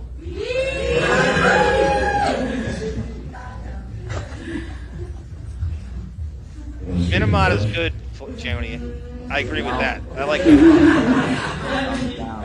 Yeah, I should say Minamata is an excellent movie. It's very good. It's not his greatest movie, but it's very good. Disagree. Oh, you didn't like it, huh? No, I didn't think it was. Tell us why. I think the love story was way too. Suddenly, they're in the nightclub and she's falling in love with him, and he's not making any effort as a. I agree with that. I give you that. I agree with that. Yes, I agree with that. Other than the photo, I didn't feel any drama or like sadness or about the event. Did you? Too flat. You weren't like emotionally moved. No, the photo is really sad, but everything else, I don't know. I didn't feel. No, that's okay. That's valid. That's completely, you're entitled to your feelings. And if it didn't move you, there's nothing anyone can say to that. The whole movie's about that photo, Yep. Anyway. Sarah loved it. Sarah Did liked she? it a lot. Yeah. I did. I got an early version. I had no subtitles whatsoever, and I still welled up. I respect you guys. Obviously, I if you like it, I believe you. You know, the photographer worked for Sports Illustrated. Wow. No, I didn't Yeah, know that. yeah, he did. He was almost like the Hunter S. Thompson of photographers. It didn't come up. I looked at his history before I saw the movie, and I like the scene. You know, my favorite scene in the movie is they show New York City in the 70s, and he's walking down the sidewalk to go to Time. I don't know why. I thought that it looked great. Like it looked like the 70s in New I York. feel like Depp. I don't. Did you feel like he enjoyed being on that movie? His acting. No, he looked like he was half asleep. Yeah, and I didn't think he looked like he was enjoying himself. But it's him, deep in character. Looked somewhat unrecognizable. Took a shot. It's solid. It's an above average movie for him. But I understand when people don't like it. I do get it. Looks You like know what he's I think not makes it exerting. what I think it makes it better for me is it was after, or I saw it after Waiting for the Barbarians, where I was kind of at Oh my my God. low in expectations for his future movies. So even if it's a mediocre movie, at that point, I would have thought it was great. I think I'd rather watch Astronaut's Wife again over Barbarians. I have a Charlize Theron clip for us to listen to from that. That's interesting you said that. Oh, good. Soon. I found that again. I made it over again. Yeah, Autobot, great reference. Star Blazers, the old was that anime God, what is the term for that? What is the Jap animation? Yeah, anime, right. Like Battle of the Planets, G-Force. That's a good show. I don't know if anyone knows Star Blazers. It was like a syndicated Jap animation show, like if you're like a Generation X kid, it was on like channel in New York it was like channel 11 WPIX at like fucking 3:00 in the afternoon in the summers or something. And it was it like a Voltron? Like Thundercats? Oh. Yeah, it was like Voltron. Yeah, similar to Voltron. Yeah. I think you need to pronounce that differently. What'd I say? Like Japanimation or Japanime. That's a real term. That's a real. I know, but don't like hype. Say like Howard in that focus. tape when he was 7. Yeah. Exactly, or don't like have the my Japs anymore. grandmother. Who am I? Edna Garrett at Edna's Edibles over here, Melvin. Confirm my mental illness. You can get Ozempic. Redheads. Right, diabetes. Right. With Ozempic. I should go out and get diabetes then. I'd really like to translate. Don't let me translate. Maiwenn, in the times I've seen her, seems absolutely humorless. Honestly. She seems like a see you next Tuesday and a half. I would be so giddy next to him. I'd laugh at everything. Is she pretty tall? She looks pretty. Depp's about 5'11". Looks like she's 5'9", 5'7", 5'8" with heels, probably. Yeah, we'll go with 5'8". Know. And she's just one of the most unrelatable human beings on the planet. She's from who was the pedophile she dated again? What's his name again? Someone in the chat remind me of the French guy. She was 16, and it's always with French and the statutory. What is it? Gerard Are Depardieu. they the ground zero of statutory rape? My father, the hero.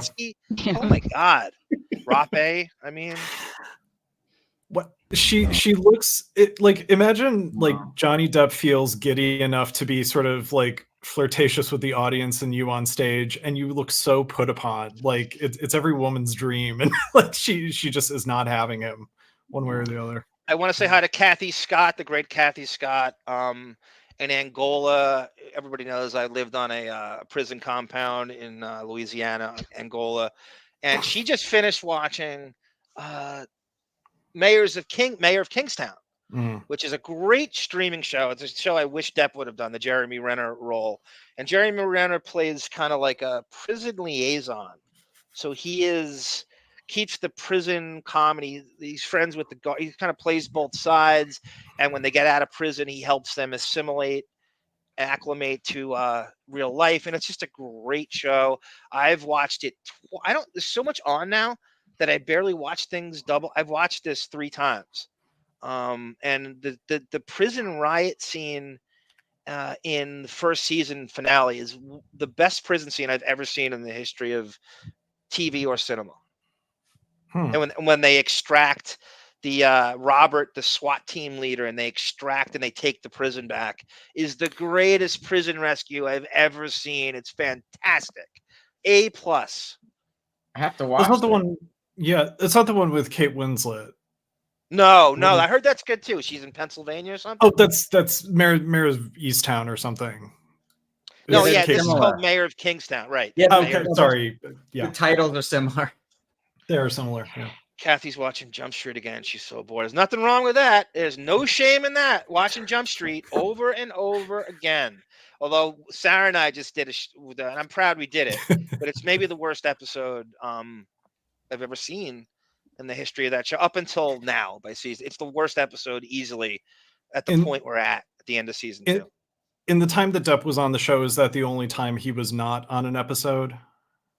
Yeah, I have a theory. I mean, we talk about like his salary, and they would throw numbers around back then that he was getting $45,000 an episode. I think it shot up to 65 by the end of the show or something. Yeah. And I think that he was so special to the show that he had a special deal that he didn't even need to be. I think it's more of if your name is in the credits, you get the same salary. Like it's not an actor's decision whether they're getting in or not. I think he made a deal. Yeah. I think Tracy Jacobs said he's so far and away this show. You're going to give him his salary whether he appears in it or not. I don't think he needed to even be in the episode for him to get the salary he got. It's a paid vacation, right? Yeah. Well, he said he set that up.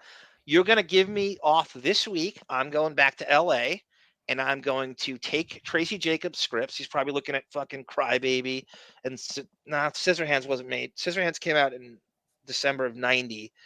Burton's first Batman came out in 89. Yeah. So he's looking at Crybaby during that and setting all that up. So you're absolutely right, David. He made a deal with the Jump Street production that I get blah blah blah and you're going to pay me for it. Because my name's because let's face it, right? His name's in the opening credits. Us idiots as teenagers don't know he's not in it until we've watched the entire episode. Right, You don't know right. anything. So they got credit for him being in it because you're gonna watch it until you realize he's not in it anymore. I remember I think the Low and Away episode, like he's not in it for like the first half. I don't think. He's not. No, he just he pops into Fuller's office and goes, "What do you want? Batting average, fielding percentage, what?" Right. And then he comes. You're absolutely right. About the halfway point, he takes over and they team him up with the other undercover guy, Jake Whitaker, who he was, as you know, was an astronaut's wife, and he's 38 years old and playing a high school student in the episode. Hey, pretty boy. That's right. That's right. He goes, "You want to get me a cab, pretty boy?" It's a movie that I wanted to make since 2016, and I was obsessed by John for Look at G Canada here. She was a feminist before. Absentee father Depp. Absinthe teeth.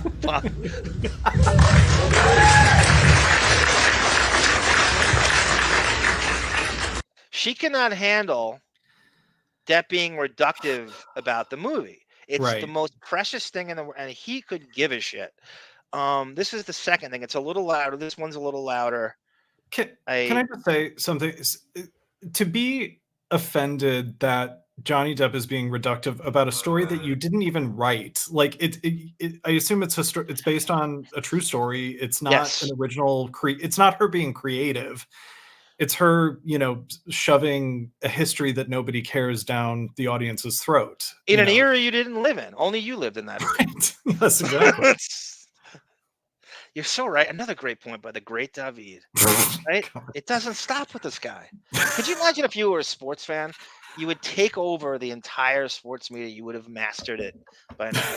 I feel that sports almost bores you, that you think it's beneath you intellectually. You people don't like sports as it is. But something else going on. You're fueling Texaho's theory that I'm elitist, so thank you for that. My nephew, my beautiful godchild nephew, Steven, I call him Chucky as a nickname.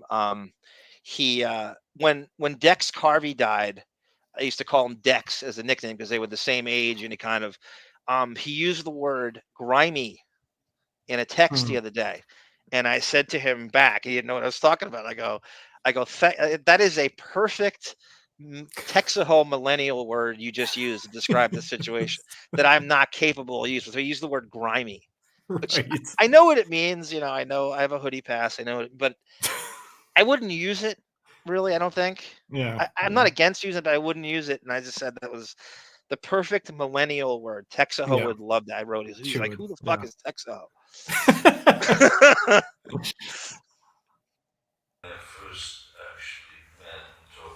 This audio is really bad, and not much I can do. I don't know if it picks up.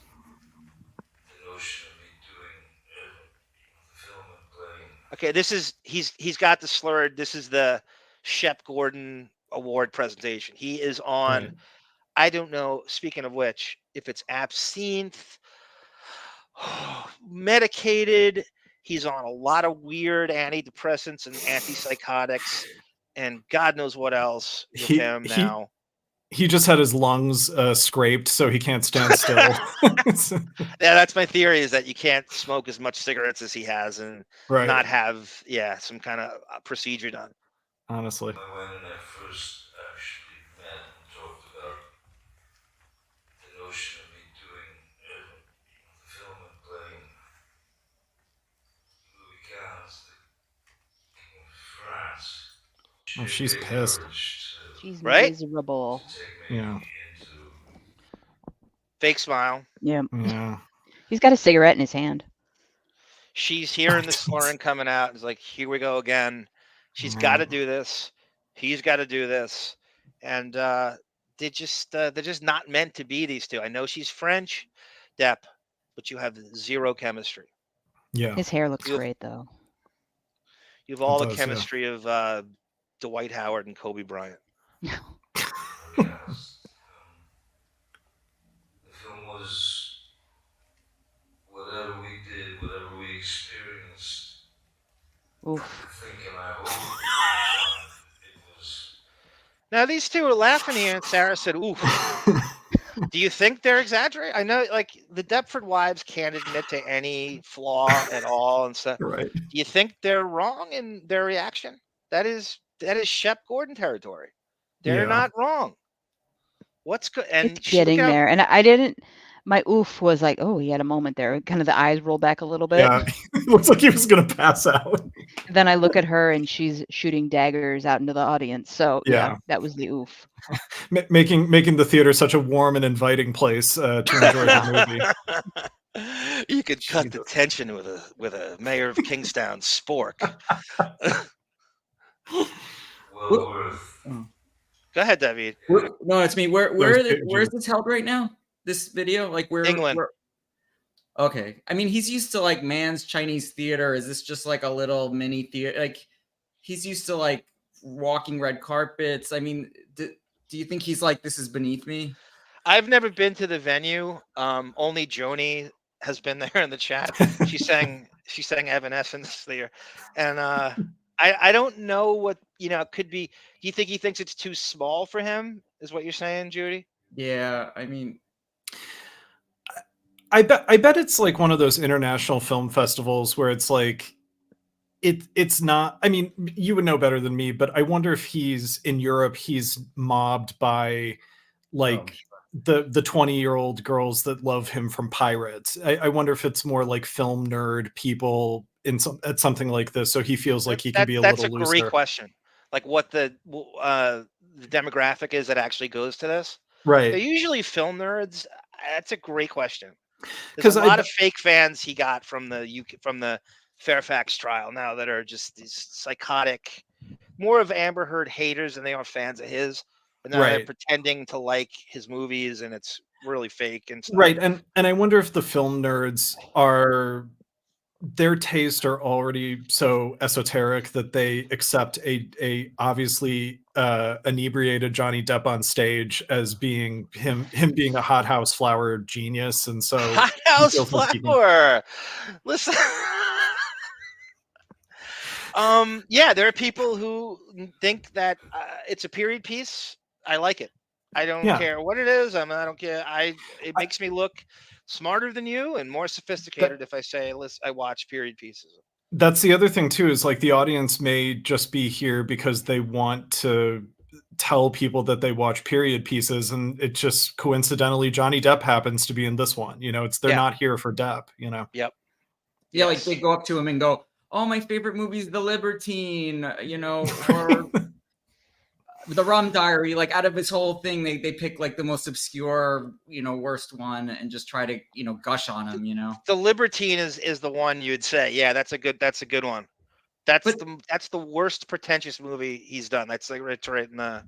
It's a big boring piece of crap. Do you think in this video, The Man Who Cried is also really boring too? That's another one. Oh God, I hate that one. Yeah. Do you think in this video he just saw the movie and he doesn't like it and he feels deflated? Well, his thing is I don't watch my own movies, right? Oh, so he says, but yeah, I can believe he him. may feel like a sellout. Mm. Like I know that this is Saudi funded. The reason I did it, you don't even know. We don't know anything what these guys get under the table. Yeah, these financiers and the bankroll. Right. You don't know how if you lost $650 million, you know how you would want to jump out of your skin all the time. Yeah. You think that the only way to recoup it is to meet someone like this, right? You don't know what this guy's bankrolling, right? This crazy Saudi money, you see it. I mean, Judy, right? You hear stories about, like Monique was telling me, these Russians buy up these buildings all the time, and Saudis, and you're like, that's why like New York rent goes crazy, and there's all this loose, empty space no one uses. Yeah. What is it? It's almost crazy like wealthy people hiding out your there. money. Yes, like it's beyond the 1%, and chances are he has a fan of a guy who is rich as Croesus and can just decorate him with whatever the hell he wants. And he's like, that's a great way to recoup the $650 million I lost. I'm just going to take whatever he gives me. That's a really, that's interesting. Like the remainder of his life is just to become square with the 650 million. And so any confusing choice is kind of explained away by that. Wouldn't it's that just haunt about the you money. forever, David? Would you ever not think about that? And I'm the least money obsessed person. I would never stop obsessing over that. Well, and Unless also, someone like and the that way came along. right. And the way that he lost the money too, it probably just turns the knife counterclockwise, Yes, it's like, no doubt about it. No doubt about it. Yes. And also this is, let's say he's, how many movies has he done? 30 or so, or more? 30. I think it's 80. 80, really? 5? Yeah. It's been a lot. I mean, yeah.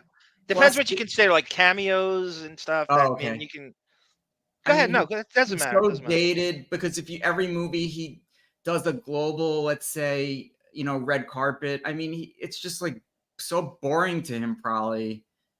I definitely, he's definitely jaded and just completely burned out. Yes. I know we're going to get to the music in a bit, but this kind of dovetails into the music too, because if you're jaded, it implies that you're comparing the thing you're jaded about to something else that's better. And if the music is, quote, better to Johnny Depp, he sure doesn't look like it's better. He looks bored as fuck, like when he's playing music. Holy shit. God, you always get to, I mean, God damn it. You stole my thunder. Are you referring to the vampires or the kids? Any of it. I mean, all of it. The video we watched of him with Bono, I remember just, I couldn't even hear him if he was providing any of the sounds. And you are a professional musician who is looking for specific chords and stuff. Yeah. Yeah. And I to draft onto that point, in addition, and to be reductive towards the motion picture industry with the clout and the freedom, the creative freedom he has to write your own lines and to improvise, they give him dominion over the soundtrack. There's nothing more creative than a motion picture that he's involved in. The shit he's doing glorified karaoke with the Hollywood vampires.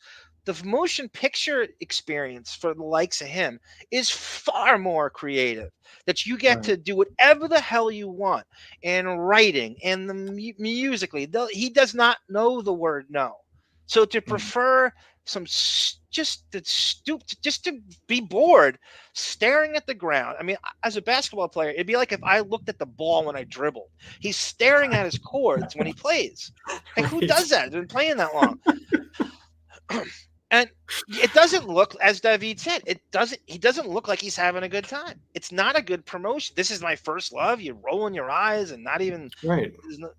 I couldn't agree more.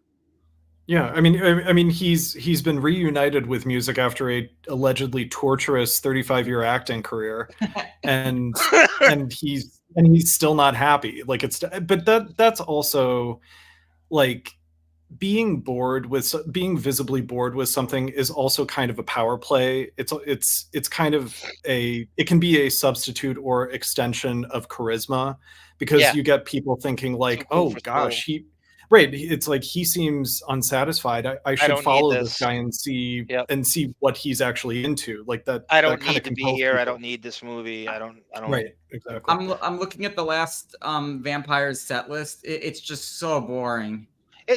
Judy, you're from Long Island. You remember WBAB would play? You ever work on a shitty job where they're playing that classic rock station all day and they play the same 30 songs? That used to be Howard too. Yes. And you're just like, I can't listen to Led Zeppelin anymore. I can't listen to Aerosmith anymore. I can't listen to The Who anymore. That's what they play, covers of that shit. I was sick of that stuff in the late 80s. Right. And that's what they cover. It's go ahead. I'm sorry. Johnny Depp playing "Don't Stop Believin'" for Valtrex buying men at Rite Aid. Yeah. And the motion picture experience for him is it should be and is, and to anyone 1,000 times more. Name another actor who gets to write their own lines. Right. Improvise. He did it to Maiwenn. That was pissed her off. I don't like this. He wouldn't do this. I'm rewriting my own lines. Right. And who gets I know to do you know that? the answer. It's Marlon Brando. Sorry. Right. Everything he does is channeling Brando, Thompson, especially those two, and maybe Keith Richards, but I don't want to. Keith Richards came up way later. Like, I don't remember him ever bringing up Keith. Like, I've been following his biographies since the late 80s, and I never heard Keith Richards come up until Pirates. Right. So I don't know if I buy that it's sort of like he infused it later on. Oh, I'm also is a hero of mine. Well, you didn't say that the first 25 years. Why? Maybe Tom Cruise, but I don't even know. At least, see, I love that at least he has the ability. That's the cerebral part of him. I think he's a great writer when he wants to be. So I love that he would care enough. And I know it's insulting to the filmmaker and stuff, but I do love that he's not just a stupid actor reading someone else. He actually cares about the dialogue a little bit. That's noble. That he cares about what's on the page. So a lot of people don't. They just want to see themselves, and it's about vanity. That's a fantastic quality about him, that he cares about the written word on the page. Look, John, I have a question, and maybe you know about this. Save it, pal. No, I'm just kidding. Go ahead. Save. I was listening to an interview where this actor was talking about is almost like its own skill set. It has nothing to do with how you actually perform in the movie. Like, you have to kind of save it all for that one moment when you're being considered to be hired. Do you know if Depp has a history of, like, he's had to audition for stuff, or after Scissorhands was he just called upon to, like, we thought of you first, you don't even have to come. That's so funny. In. Okay, what you said is brilliant, and I can't believe you don't know. I mean, like, I would almost like you're setting me up, like a talk show where you're setting me up with like, you know the answer. We're so in sync. Yeah. To my very, very educated knowledge, he hasn't auditioned since Scissorhands. Wow. So he doesn't go in. He's not going against. He's not walking in there with Steven Dorff and Skeet Ulrich and Christian Slater auditioning. He doesn't. I'm 100% sure he hasn't auditioned since Scissorhands, and that was really like if you want to include Private Resort, and I do. It's one of his best movies. It's the third time he starred in a movie. Scissorhands. Wasn't there an intense process for the first Pirates, or no? I'm mistaken. Say again. Was when he didn't audition for the first Pirates? No. Okay. No. Okay. It was presented to him by Bruckheimer, and got to do whatever he wanted to. He was offered Tony Stark by Favreau right after, and that's why he didn't do, because he had the 3-picture deal. Right. I'm sorry, 2-picture deal after the first Pirates. They filmed 2 in a row, and they released them like in a sort of a succession, but they shot them at the same time. 4 was separate. 4 didn't have Gore Verbinski on it directing it. Yeah. So your question was, did he audition? No, Pirates was given to him, and do whatever you want. I want to do a film from the kiddies. I want my kids to be able to see. So on his terms, the whole fucking Keith Richards meets Pepe Le Pew story. We've heard it 10,000 times. I never want to hear it again. And that's how that began. But he had total dominion. He needed to cash in. He wanted a hit. Tracy Jacobs wanted him to get a hit. And he really cashed in on that. He had points on the movie and producership and all that. That's making a killing. If he hadn't done Pirates, do you think that, I mean, I know Sleepy Hollow was kind of the first big moneymaker, but if he hadn't done that, do you think he would have continued with the sort of independent fare that he was doing in the 90s? If Pirates didn't work? Yeah. I guess if it, like, he tried a big blockbuster, it didn't do anything, would he have just kind of gone back to the sort of smaller niche movies he was doing before that? I think he would have tried again. I think eventually Tim Burton would have gotten him, because you got to remember, Alice in Wonderland did really well too. It did as well as the Pirates movies, and I think eventually he would have found something with Burton, or you got to remember the first hit he really had, if you want to call it a hit, was Sleepy Hollow. Right. It made $101 million in the States. Right. Which for him was the first time he'd crossed the 9-figure mark. Before that, stuff like Blow and Scissorhands, I think it made 50. Okay. And that was enough where he was sort of bankable. But I think he would have found something. It's funny, maybe he would have been in the Marvel franchise if Pirates didn't hit at all. Right. And maybe that would have worked. I know he could play Stark or Doctor Strange or in his Sleepy Hollow. Right. but I feel like even before Pirates, famous directors, or Bruce Banner, I should say, or Bruce Banner, like up and coming directors or big directors were interested in him. He's been. They all wanted to work. I mean, like every one of them. Back then, I would read interviews with directors all the time in Movie Line and Premiere, and they would constantly, you'd get these directors going, I'd love to work with Johnny Depp, like from Tarantino to James Cameron to they all were just trying to work with him. And he was difficult. I mean, he had this niche kind of director patch of people, Terry Gilliam being one of them, who we'll see soon. And they all want, it's like every other interview I would read with a director, they'd bring his name up, wanting him to work with him. Rick the Electrician goes, John, I'm sorry to be the first to break this to you, but you're not a businessman in any way, shape, or form. I don't think you're a very good businessman. Sarah Melvin wants to know, Patreon have tiers. Get the second Ray Stern tier. Captain Adam Fuller tier, $10. Okay, let me read that. Go back. Sarah, does the Patreon have tiers? I get the $2 Ray Stern entry level, but could we have a Captain Adam Fuller $10 tier? That's up to ARM. And so far, I have been shot down. You have Dominion. It's like Depp on Fear and Loathing. You have Dominion to do whatever you want in that Patreon. Do I got to put the bathwater, though, on the $10 tier? Yes, you do. Okay. It'll just prompt me to take another shower. See, I refuse to take ice baths because it's a waste of ice. I will ship ARM's shower water. I will do that. The Guard Shack, and that's a good name for a band, G Canada, Guard Shack, instead of the Guard Shack in every mansion in Squabbleland is a picture of ARM in his 2003 Accord. It was a Civic. How dare you, sir? Kyla Sarah Alpha, welcome, sir. Hello. I'm sorry I'm late. Great to have you, Kyla. There's Kathy Scott again. So yeah, Kathy, I'm so glad you binge watched Mayor of Kingstown. And I should say this, I forgot to say, season 3 starts June 2nd, this June.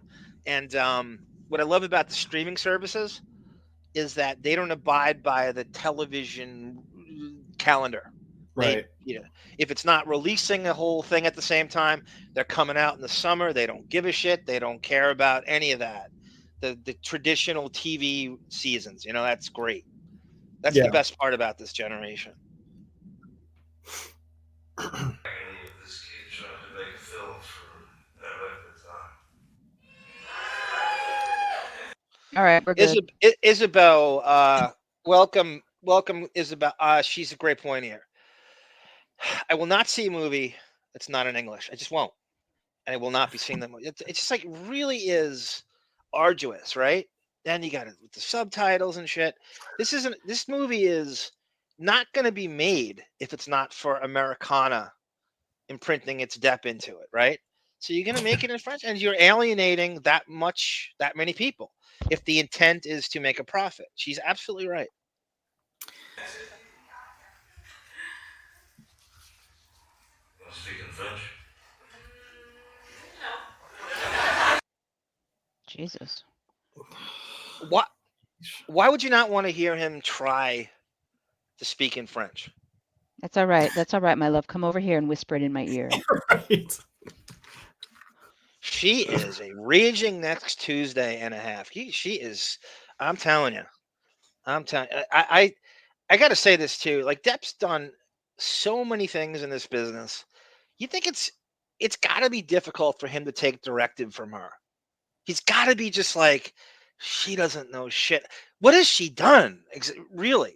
Right? I mean, very, very flimsy IMDb resume under her belt. It is difficult to get. Well, I got to say, before I saw her, I thought it was an Asian woman that he was going to be in a movie with. Donna Chang. Yeah.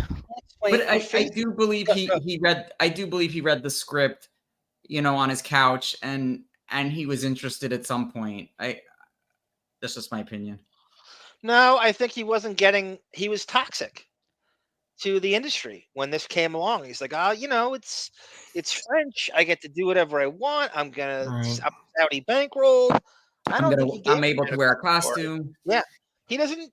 As he just said, he doesn't even know what it's about. I believe him. It's so funny. He thinks it's tongue in cheek. I believe him that he doesn't. He walks on. I'm a big Maya Angelou fan, right? It's very important in my life. Right. I love Gail. And what did she say? When someone shows you who they are, believe them. Yes. Do you think he walked on set the first day and was like, "What is this"? I think he might have had buyer's remorse, but he knew he was getting his money, and he was late all the time, as you'll find out. Oh, geez. He got to do whatever he wanted. I'd really like to translate. Don't let me translate. That's the third time he's done that joke. Her face. That last second before it cut away, she was like, ugh. Depp is just dripping with charisma, and no matter what he does, I think he looks great. And she's not. He looks good here. Yeah, I like this look. Is Depp's outfit? It looks a little like, what is it called? Public Enemies. Yeah, that's probably why I like it so much. Oh. He wears the shit out of the trench coat. He does. Mm-hmm. She definitely has that like resting Kristen Scott Thomas face. It just like perpetually annoyed, and Oh, she looks like Amanda Peete and Hilary Swank had a kid. She does. That's a good crossover. Classic ARM, right? Classic. Yeah. I'm not really good to introduce movies because if I'm telling you what is the movie about, you're maybe going to be disappointed. What do you guys ballpark that Maiwenn makes off this experience, money-wise? Oh God, we only talk about Depp. We only talk about what Depp makes. Nobody else gets brought up. Oh man, I bet six figures. I'm going to say between $300,000 and $500,000. I like that, guess. She's gonna make nothing on the back end if it's a bomb. So no, definitely not. Unless it's sold, unless there's some Netflix deal on his name. Hollywood accounting. Yeah, she's not making. Believe me, when you see the thing going through Netflix, it's going to be his big fat face and that wig, and in the still in the thumbnail, and nothing else. Believe me. Maiwenn's name is going to be written like it's on a prescription pill bottle. Barely going to see it. I will say that on Wikipedia, she does have like a career, so it's not her first movie. And I know it's not her first, but no one knows it's not going to get made. I've never heard of her. Most 99% of film fans don't know who she is. Only Lauren Marie knows who she is. Remember Lauren had a whole. She's a cinephile. God, that broad. We missed Lauren. I think I saw Lauren. I miss Lauren. Yeah. Yeah, she wrote something. She knows who she's a fan. It's crazy. She knows a lot about movies. So underrated. Hey, none.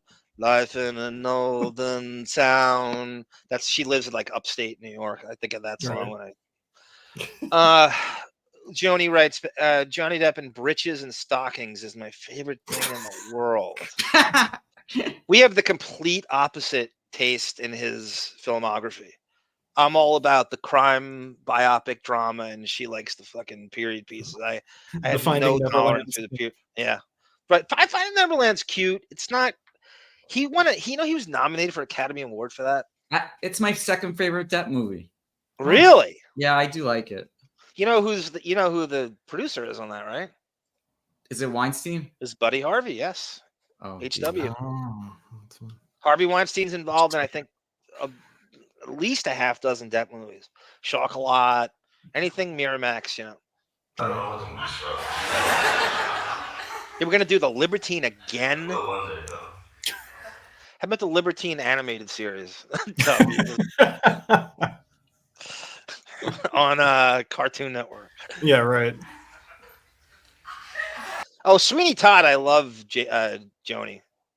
Sweeney Todd is somebody was talking about from his singing was good. It's great. I think his David really Bowie great. impression. He sings better than David Bowie does, doing an impression of David Bowie. And I love From Hell except the ending, but it's still great. I sing like Sam Bowie. Memories of it. But if I tried to tell you what the movie was about, Do you know what the movie about? you would be completely confused. She doesn't like that. The best to tell you what the movie's about. Really important to Okay, Johnny and the Blacks. You see, remember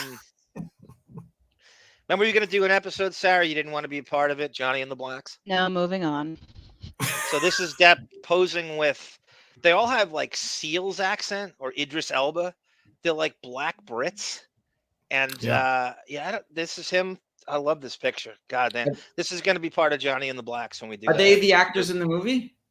I don't know. Probably not. I doubt it. It came in later when I bailed. Everything Joni likes is period piece stuff, except, Blow is technically a period piece. Once Upon a Time in Mexico is not, believe it or not. All right. I don't trust him. Ed Wood, period He looks a bit dodgy, but yeah, it's really. Johnny Meyer likes Ed Wood because he is a cameo. He's a stand-in actor, and of course. Oh, that's funny. You didn't think he John, was going to pick something he wasn't in, did you? You and Joni should do a Depp Battle of the Sexes episode. Like she likes all the girls in that movie. It is kind of male-female in a way, taste. Like in a way, it's almost the sensibilities what you would kind of Lucky Besson. That right. So he's a pedo. She was 15 or 16. Luc Besson. It said they married. It says they were, and they had a kid. Yeah, they had a kid. Great, good stuff. Stuff legends are made. Married a 15-year-old. Right. Great stuff. What a visionary. Yeah, right. Go down to the bottom of the chat, and that will tell you who they are. They are Laura. Thank you, Laura. She writes, they're an acting troupe that Johnny finds. That's right. I read that story too. I forgot to include that. That's right. They said that there's a film school. I guess everything's England. Why are you donating to England? Go to donate to south side of Chicago Kentucky. acting school. Yeah. Kentucky, right? Owensboro. Everything is fucking kissing British ass all the time. They are horrible to you. You lost the UK trial. They smear you all the time in their periodicals. Stop with the fucking Brit shit. Oh God, I'm so annoyed. I'm sure he's done with them now. It's a noble thing, but why here? Yeah. You know, I like.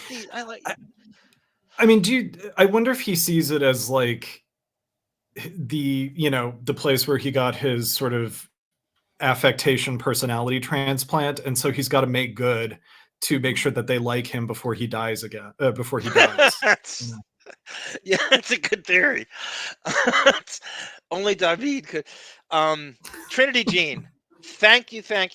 Great to see you. We are lucky to have each and every one of you in this chat. Thank you, Trinity Jean. Roxanne, who am I? Roxy Weeks over here. Hi, everyone. I bought tickets to go to see Jeanne du Barry. Question, is there subtitles? There's got to be, right? Yes. You could turn them off. Can you turn them off in the DVD? I would assume so. I don't That's know. a great way to learn another language. Yeah. Watch movies with subtitles. I mean, you could probably turn off the closed captioning, but if it's subtitles that are built into the picture, I'm getting I agree, David. It's probably built in. Yeah. Okay, if this comes out in a reasonable theater, I'm going to do this. I'm going to go into the theater, and I'm going to read the subtitles at the top of my lungs and watch what happens. I'm going to do it. And his voice. I guess it comes out Thursday, right? That's what it's going to come out this Thursday, next May Thursday, 2nd. the Thursday after that, the Thursday after that. It's going to be coming out for the next Thursdays for the next 10 years. I'd love to do a review or a watch along, but I don't know if you guys could stomach it. I'll watch it. I don't have a problem. Arm will too. Yeah, I mean, if I could. Joni, Sarah, and I will. How about that? I'd love Adam to. I Keefe. really would love to. There's Josh Foster with an Adam Keefe reference. Adam Keefe is a ginger power forward. I think he went to Stanford, who was on the Utah Jazz, and he was just one of these shitty forwards they would put next to Karl Malone just to fill the spot, and he just did nothing. He wasn't a 3, he wasn't a 4, he was bad at everything he did, and they just needed to round out the starting lineup until Brian Russell came along. So I hear Maiwenn made a statement in an article. Okay, so let me just finish this. Good job, Sarah. I've never picked up a camera in my life.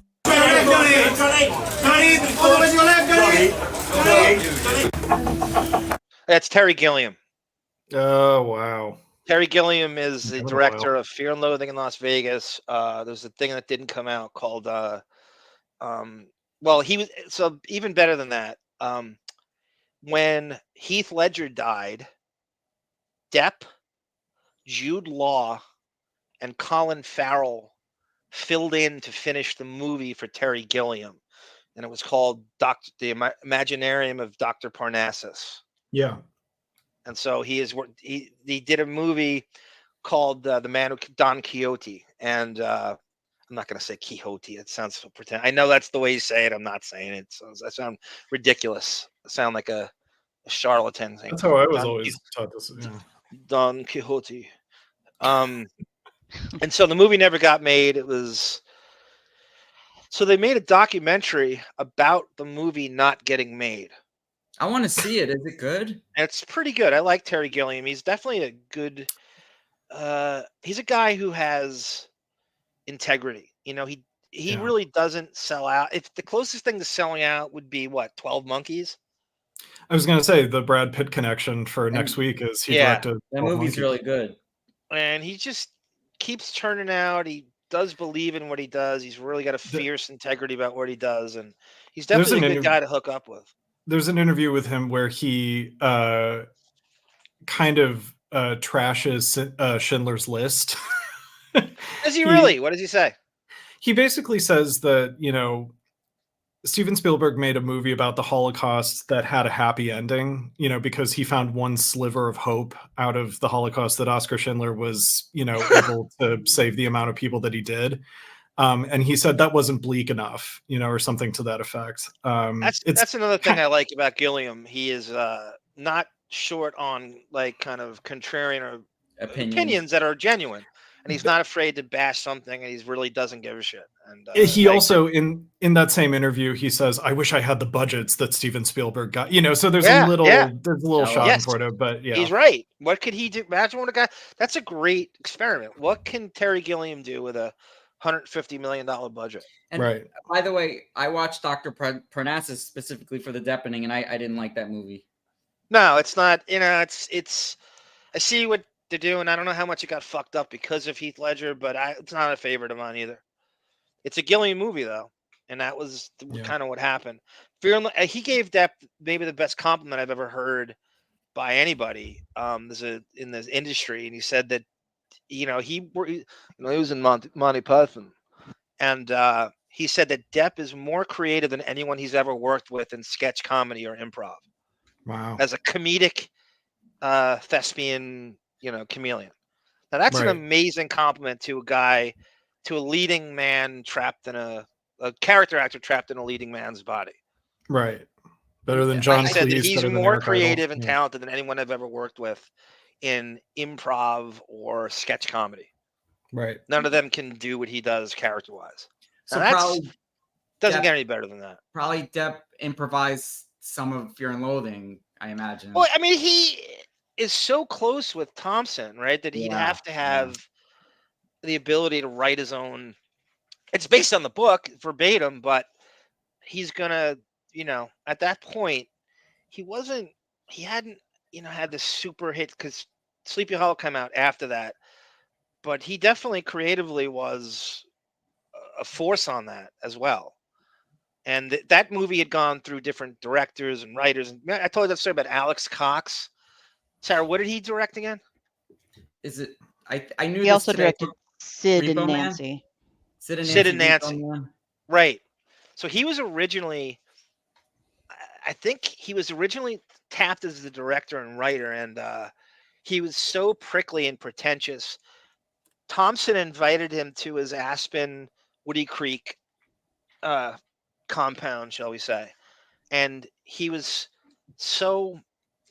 didn't like football, the NFL. Thompson had, I think he's got the many TVs and the direct TV and every game on, and Cox just refused to engage it at all. He said he was cooking sausages and he was a vegetarian, and so he did all the things to alienate himself from that world. Like he couldn't even watch a Dolphins Cardinals game with Depp in Arizona, right? I mean, couldn't even fake it, and that was enough to set the tone of like this pretentious asshole. And if Thompson and his gonzo sense goes off and doesn't like you, there's really no coming back from that.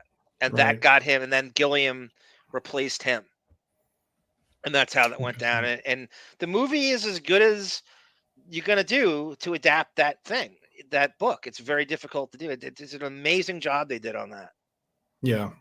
Kathy Scott said, ARM, that's as close to prison as it gets. That's quite a compliment from someone who has fought.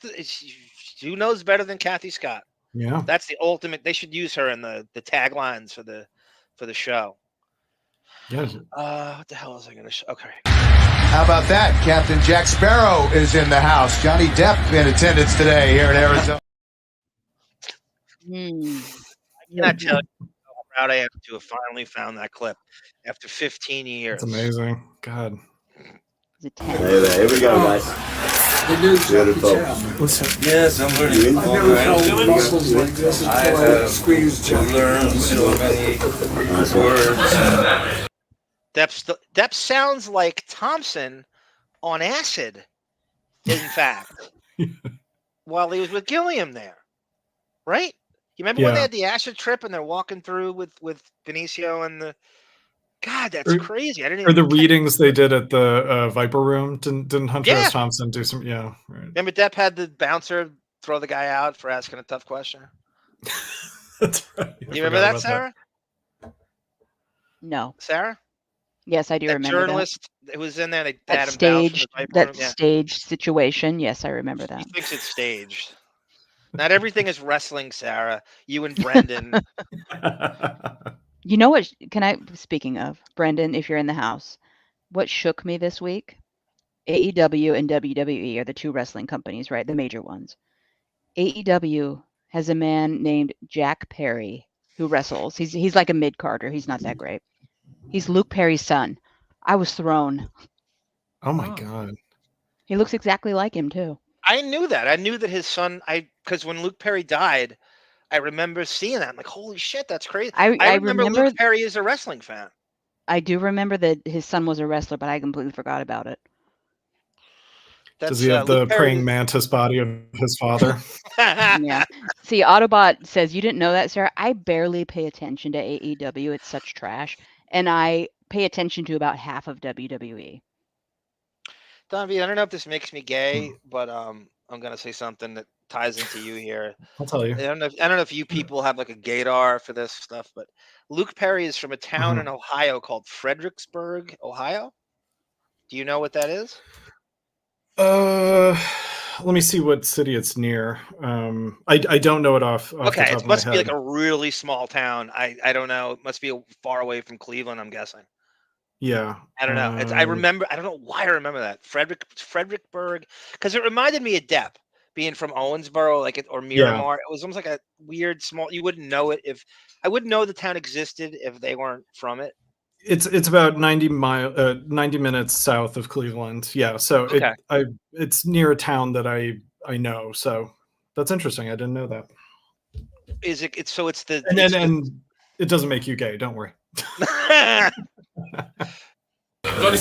Judy Wright says I haven't seen. Yeah, Judy Wright is the living embodiment of why you put Depp in a movie, because she's gonna see it. Because you'd never see this, but we have a whole series of that, right? You wouldn't see it if Depp wasn't in it. Does it get any worse than Jeanne du Barry?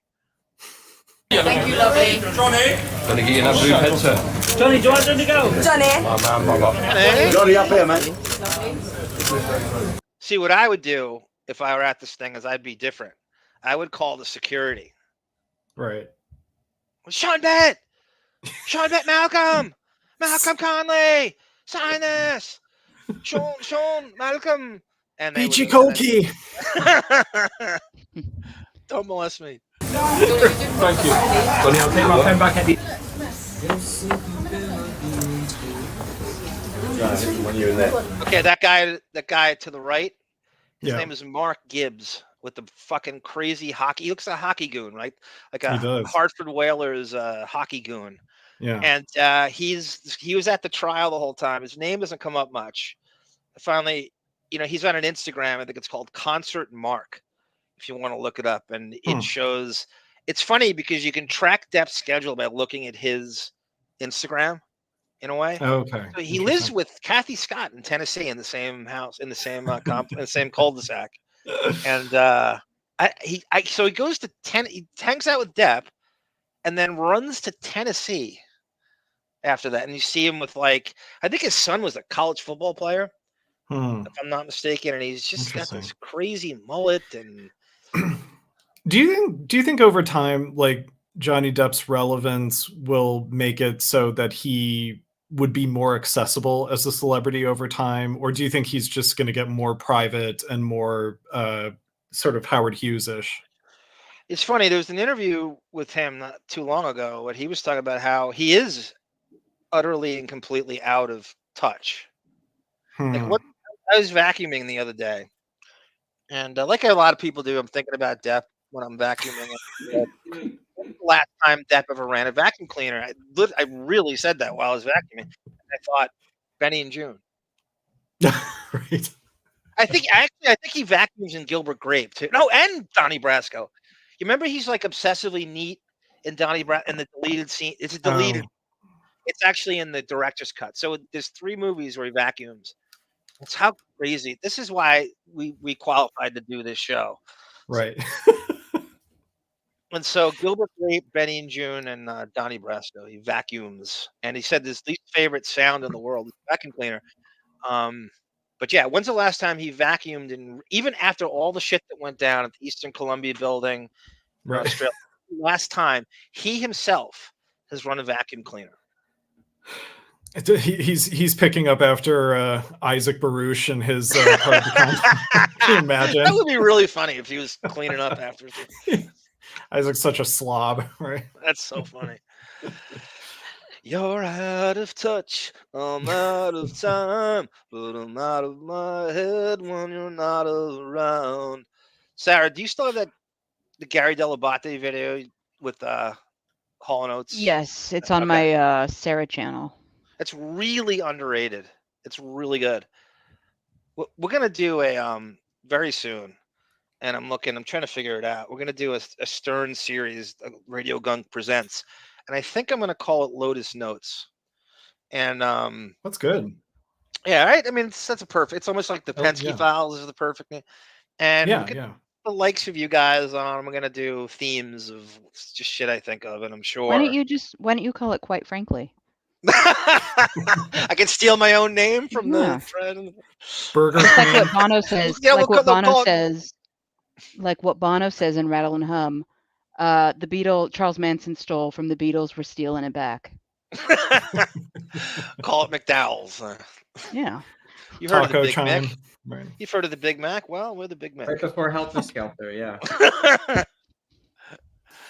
Hi everyone! I bought tickets to go see Jeanne du Barry. Question is, I'm sorry, Roxy. I read that already. Hello. How are you, man? Melvin thinks it's a World War I trench coat. I love it. And that little run he did right there, that was to me. They just edited this guy in. They took me out. So the women would be jealous.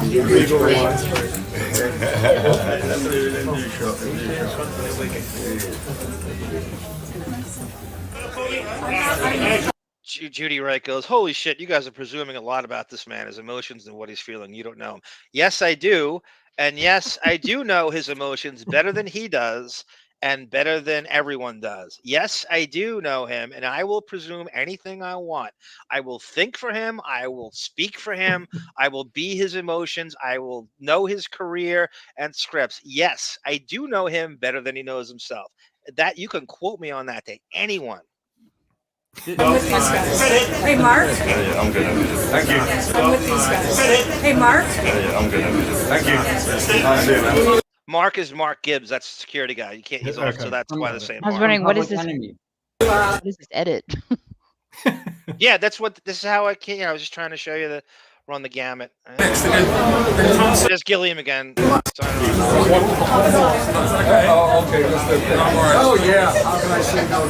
When you're at the BFI next again, then come soon. All right, thank you. Johnny Meyer always tries to one up you all the time. He goes, Hillary Swank and Daryl Hannah had a kid. I'm going with Amanda Peete. Amanda Peete. Her. Yeah. Daryl Hannah's good, Johnny. I see that. I definitely see that phase two. You're right. That's a good one too. Oh, Cindy Clausen. We love us some Cindy Clausen. Loves your Kristen Scott Thomas reference. I watched what's that Harrison Ford movie she's in? Random Hearts. Is it good? It's okay. Yeah, it's okay.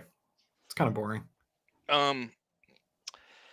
What the hell is going to say? Joni says Finding Neverland made her cry. Yeah, I actually got choked up more at the scene when he looks at the kids in the room and he's like kind of, the sort of the dissolution of innocence.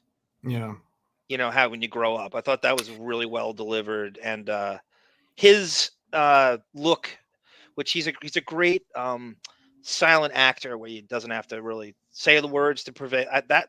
I think that scene's in the trailer too when he looks at the kids on the plane and jumping on the bed and he goes, I can't remember how the line goes anymore. I got to watch the movie again. Yeah, I don't want to misquote. By the way, I actually read the play for the Deppening. It was decent. Joni says that the best thing she loves about Sweeney Todd is the violence. She loves the decapitations and all the violence and hates the singing.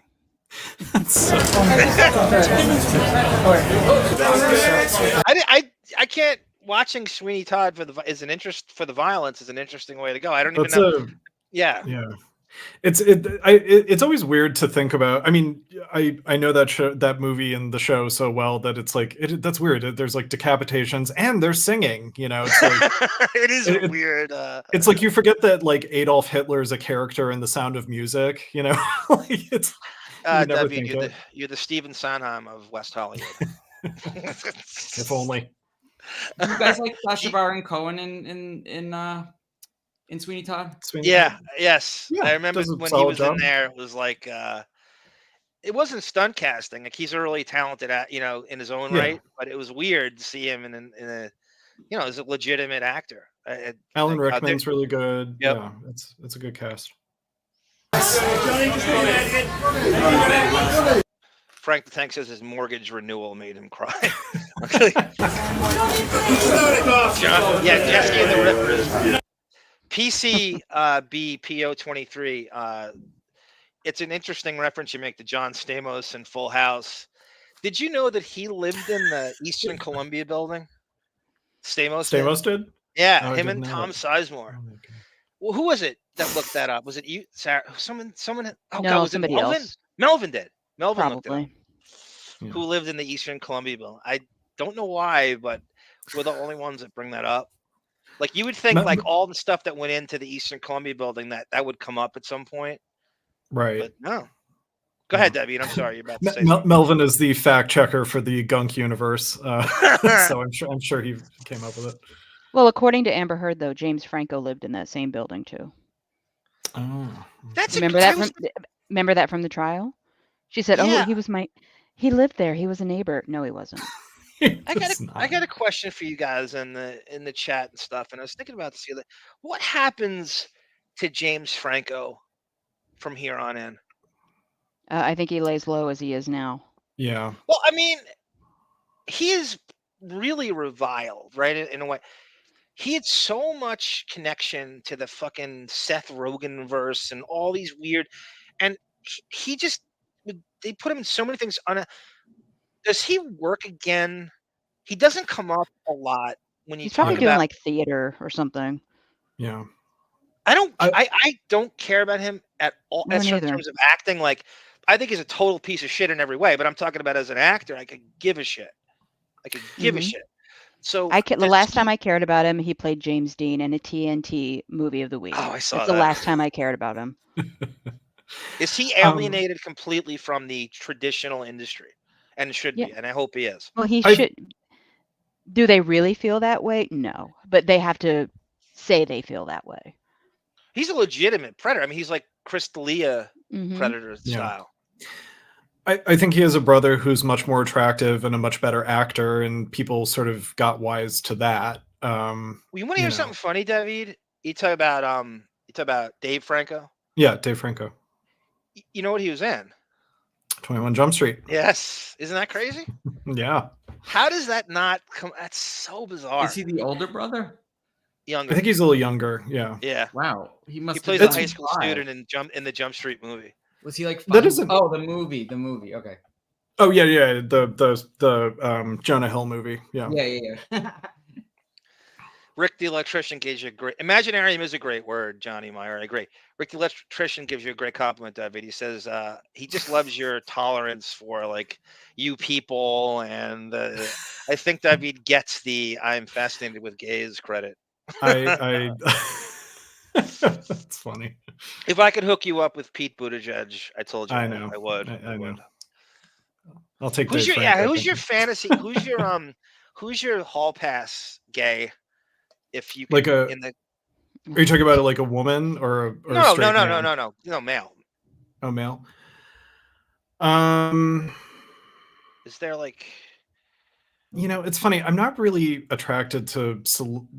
I know that sounds like a cop out. Like I'm not attracted to movie stars, but let me think about that. Let me get back. Think to about it. it. You don't have. I want to right, give you a I'm good not gonna answer. Put you on the spot. I'm not going to. Yeah. I mean, look at classic Bebra, right? I hate to bring this up. Do you guys think we'll ever have dental work again? It's not healthy, and I'm so tired of it. I agree with that, Bebra. I hate the teeth shit with him and the back to Pirates and the fixation on it. I hate that too. I don't. It's funny too with teeth, right? In society where somehow braces are not cosmetic, but a nose job is vain, and like hair transplants, blah blah blah. But if you get braces, no one's ever goofed on for being too vanity obsessed. Like, we all have to have perfect teeth, Right. but shitty nose is your vain if you don't like your nose. Right. Because one is hidden behind your lips, and so it seems a Right, little you're not even less, seeing the person's yeah, teeth. Right. So why is it noble to get braces? And all the both time? are out of pocket, right? Right. Yeah. That's some scam that the Bob Ostrowskis of the world have, right? That we've perpetuated this thing that every kid has to have braces. Isn't that the greatest scam in the world? Right. Yeah. I actually never had braces, and you know, my teeth are still pretty good, but yeah, I think it just either it comes. It's very rare that it doesn't come up when you're a teenager that you don't get orthodontia of some kind. Orthodontra. Did you just change the suffix? I've never say that again. Orthodontia? Is that not right? No, I'm sure it's right if it's coming from you. I've just never heard it. How do you spell that? Well, I mean, orthodontist is the person who does it, and they practice orthodonture. I thought that was what it is. No, it is Memoirs. Yeah. Alec Baldwin literally said this once. It wasn't done out of irony or anything. It was, I took 6 months to work on my memoirs. Yeah, right. You're writing a book? You little book. I might be I might be using an incorrect word. I guess they call it orthodontics. I had to look it up. Okay, I don't know. I never. You know it's right. You know he pronounced it right. You know it's right. Yeah, just say it's right. Okay. David does not have the ability to grandstand or brag or show off in any way. So he just kind of do that thing where he goes, I don't know, it might be wrong. You know it's right. Maze and an emphatic stroke of Byzantine whimsy. I will also admit when I completely mispronounce. What are these podcasts are going to clip this moment and make fun of me? There's David pretending he doesn't know how to pronounce something. Right, again. right. What are you saying, Judy? No, I hope they don't go near us. What is it? What are I could these give podcasts? a shit. I'll just return the favor. Judy Wright is Jan. Judy Wright is right. Johnny is, yes. The ability he has is that you're watching the movie just for him and his performance, and often, and it's been said often, that his performances are stronger than the actual production. You know what I would like to do sometime? This might be a later show, but just clip the moments from the animated films that he's in to see if he's even charismatic as a voice actor compared to the other voice actors. You know, he's actually a very underrated voiceover actor. He actually could make a living doing just that, and he wouldn't have to do his own voice either. Who's in that Rango thing or whatever? He's good, and he really works too. He really brings it. Right. He did. You know, my cousin is working on the fucking King of the Hill writing staff. Oh, right. Yeah. Okay. And so it took a while to kind of get up I was in I was a really bad place. So the first text I sent, I go, I know you don't know this, but Depp did an episode of King of the Hill, the first run of the show. He played Victor, a yoga instructor. You better bring him back or I'll never speak to you again. And in addition, one of the actors on the actresses on the show did season 4 of 21 Jump Street, Old Haunts, Pamela Adlon. She was on season 4 of 21 Jump. She's a main cast member on King of the Hill. And I'm like, you motherfucker, if you have access to her and you don't talk to her about that Jump Street episode all day, I'll never talk. It's the first text I sent after weeks of just being dark. And he's trying to, I'm not letting him off. I don't care if you think you're going to get fired for talking to the talent. Fuck that. It doesn't matter.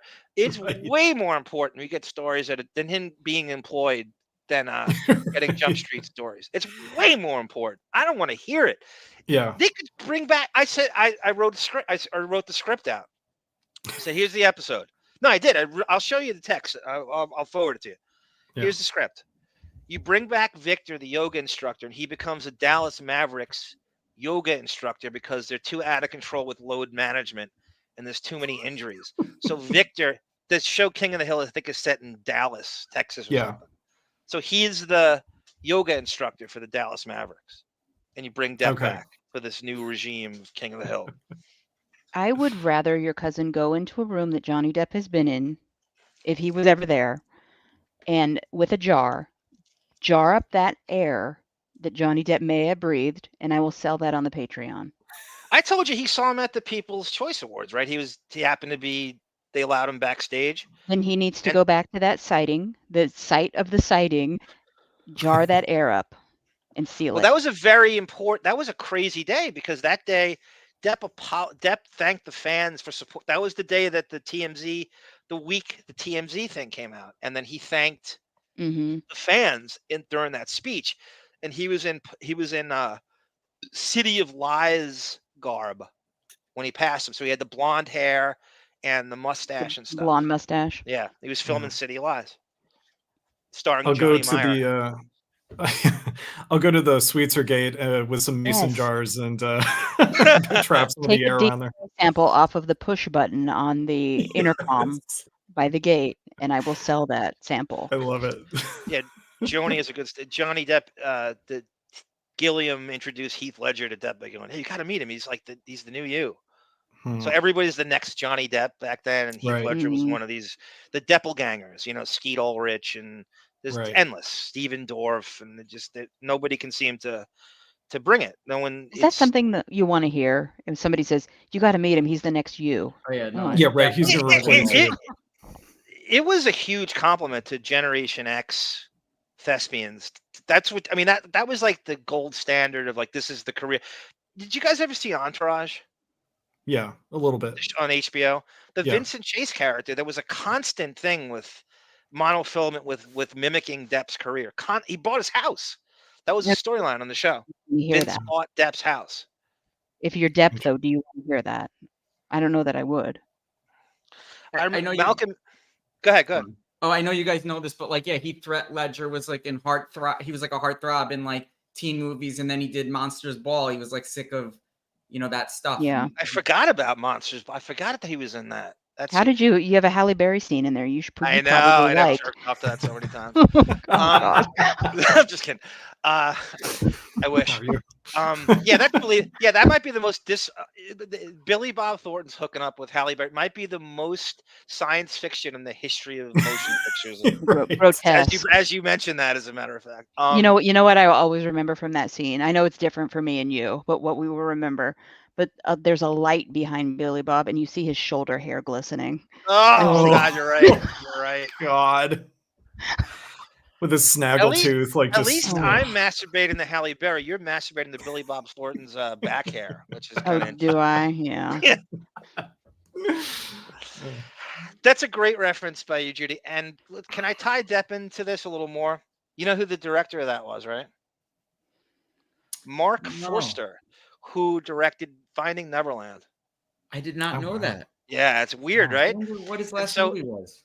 Well, in the transcript Sarah and I reenacted, one of the things that really probably pissed Depp off is Sarah, I think it was Christie, was going back and forth with Tracy Jacobs and wrote to him, it's better than doing that.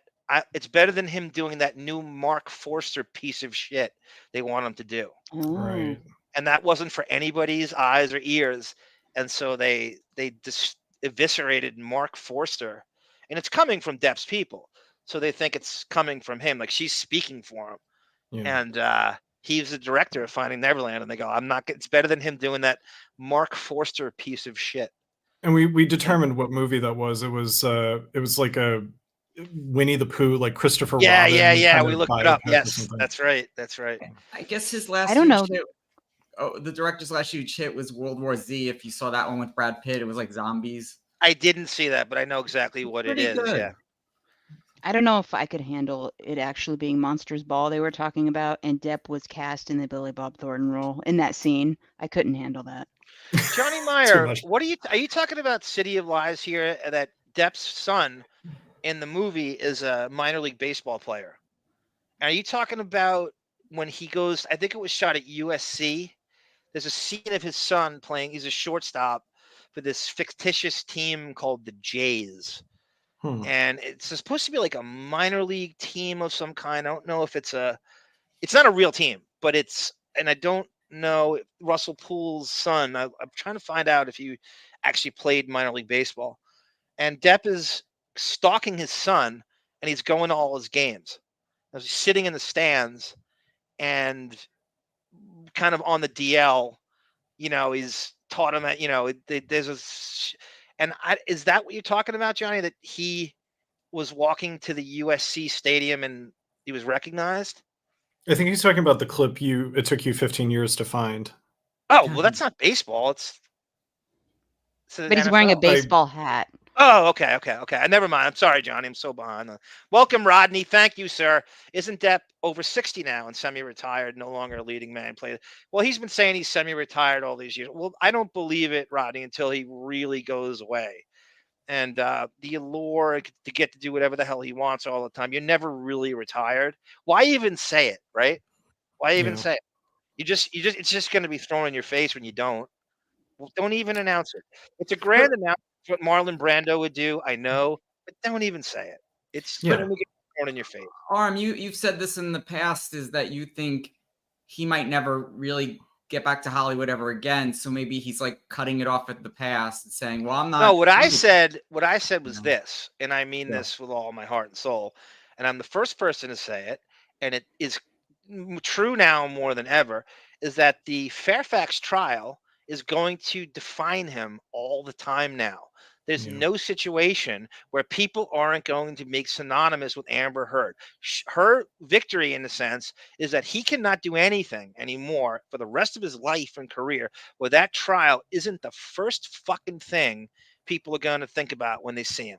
Whether they admit it or not, he's going to go on every movie set, and it's all about Amber and Johnny, Fairfax, shitting in the bed, and then all the fake fans it wrought.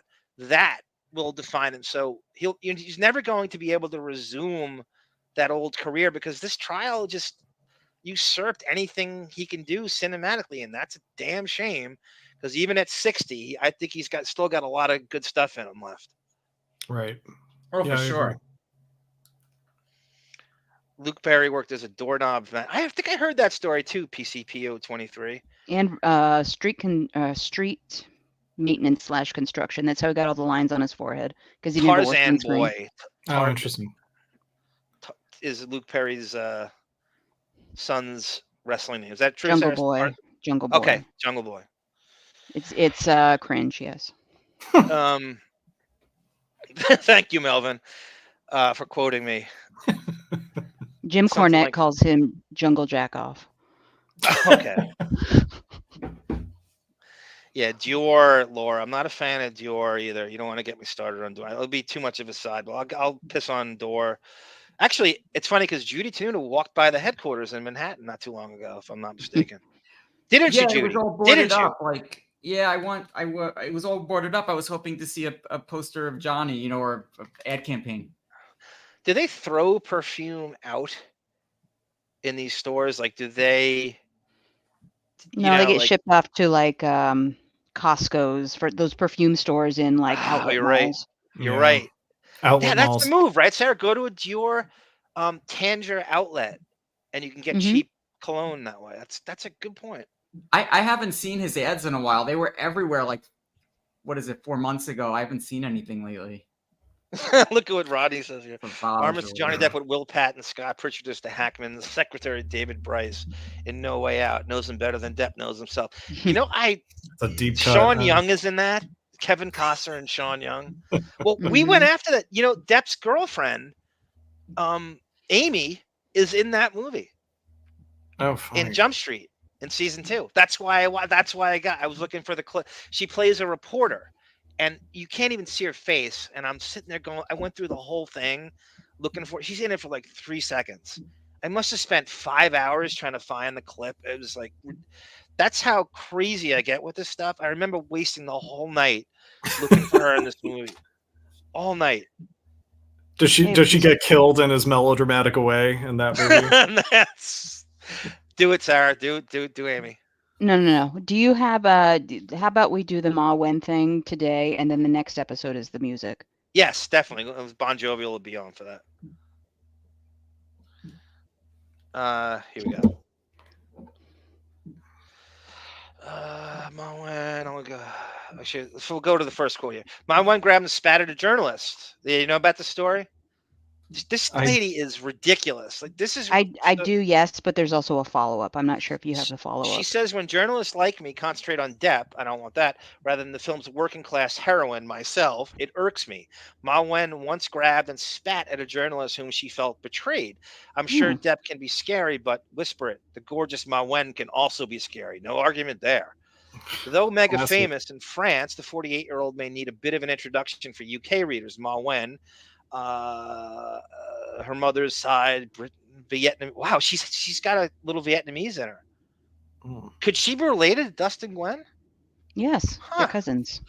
First appeared in 2 films by Luc Besson, one of the Thriller and Leon. Yeah, I saw that. Great. Which she said was, I have it on Blu-ray. She was inspired by her relationship with the director. She met him when she was 12. 12. She's 12, Joe. Do you remember when Anne Heche and Donnie Brasco yelled at Joe Pisoni and goes, "She's 12, Joe. She's 12." This chick is dating people. That's crazy. It's like Celine Dion and her husband. Or dead husband. You people love Celine Dion, don't you? I hate Celine Dion, but yeah, okay, good. Some people do, yeah. And he was grooming her at 12 and they started dating at 15, is what she should have written. The pair married and had a daughter together. They moved to LA, which Besson left her for Mila Jovovich. Imagine getting, you wouldn't want.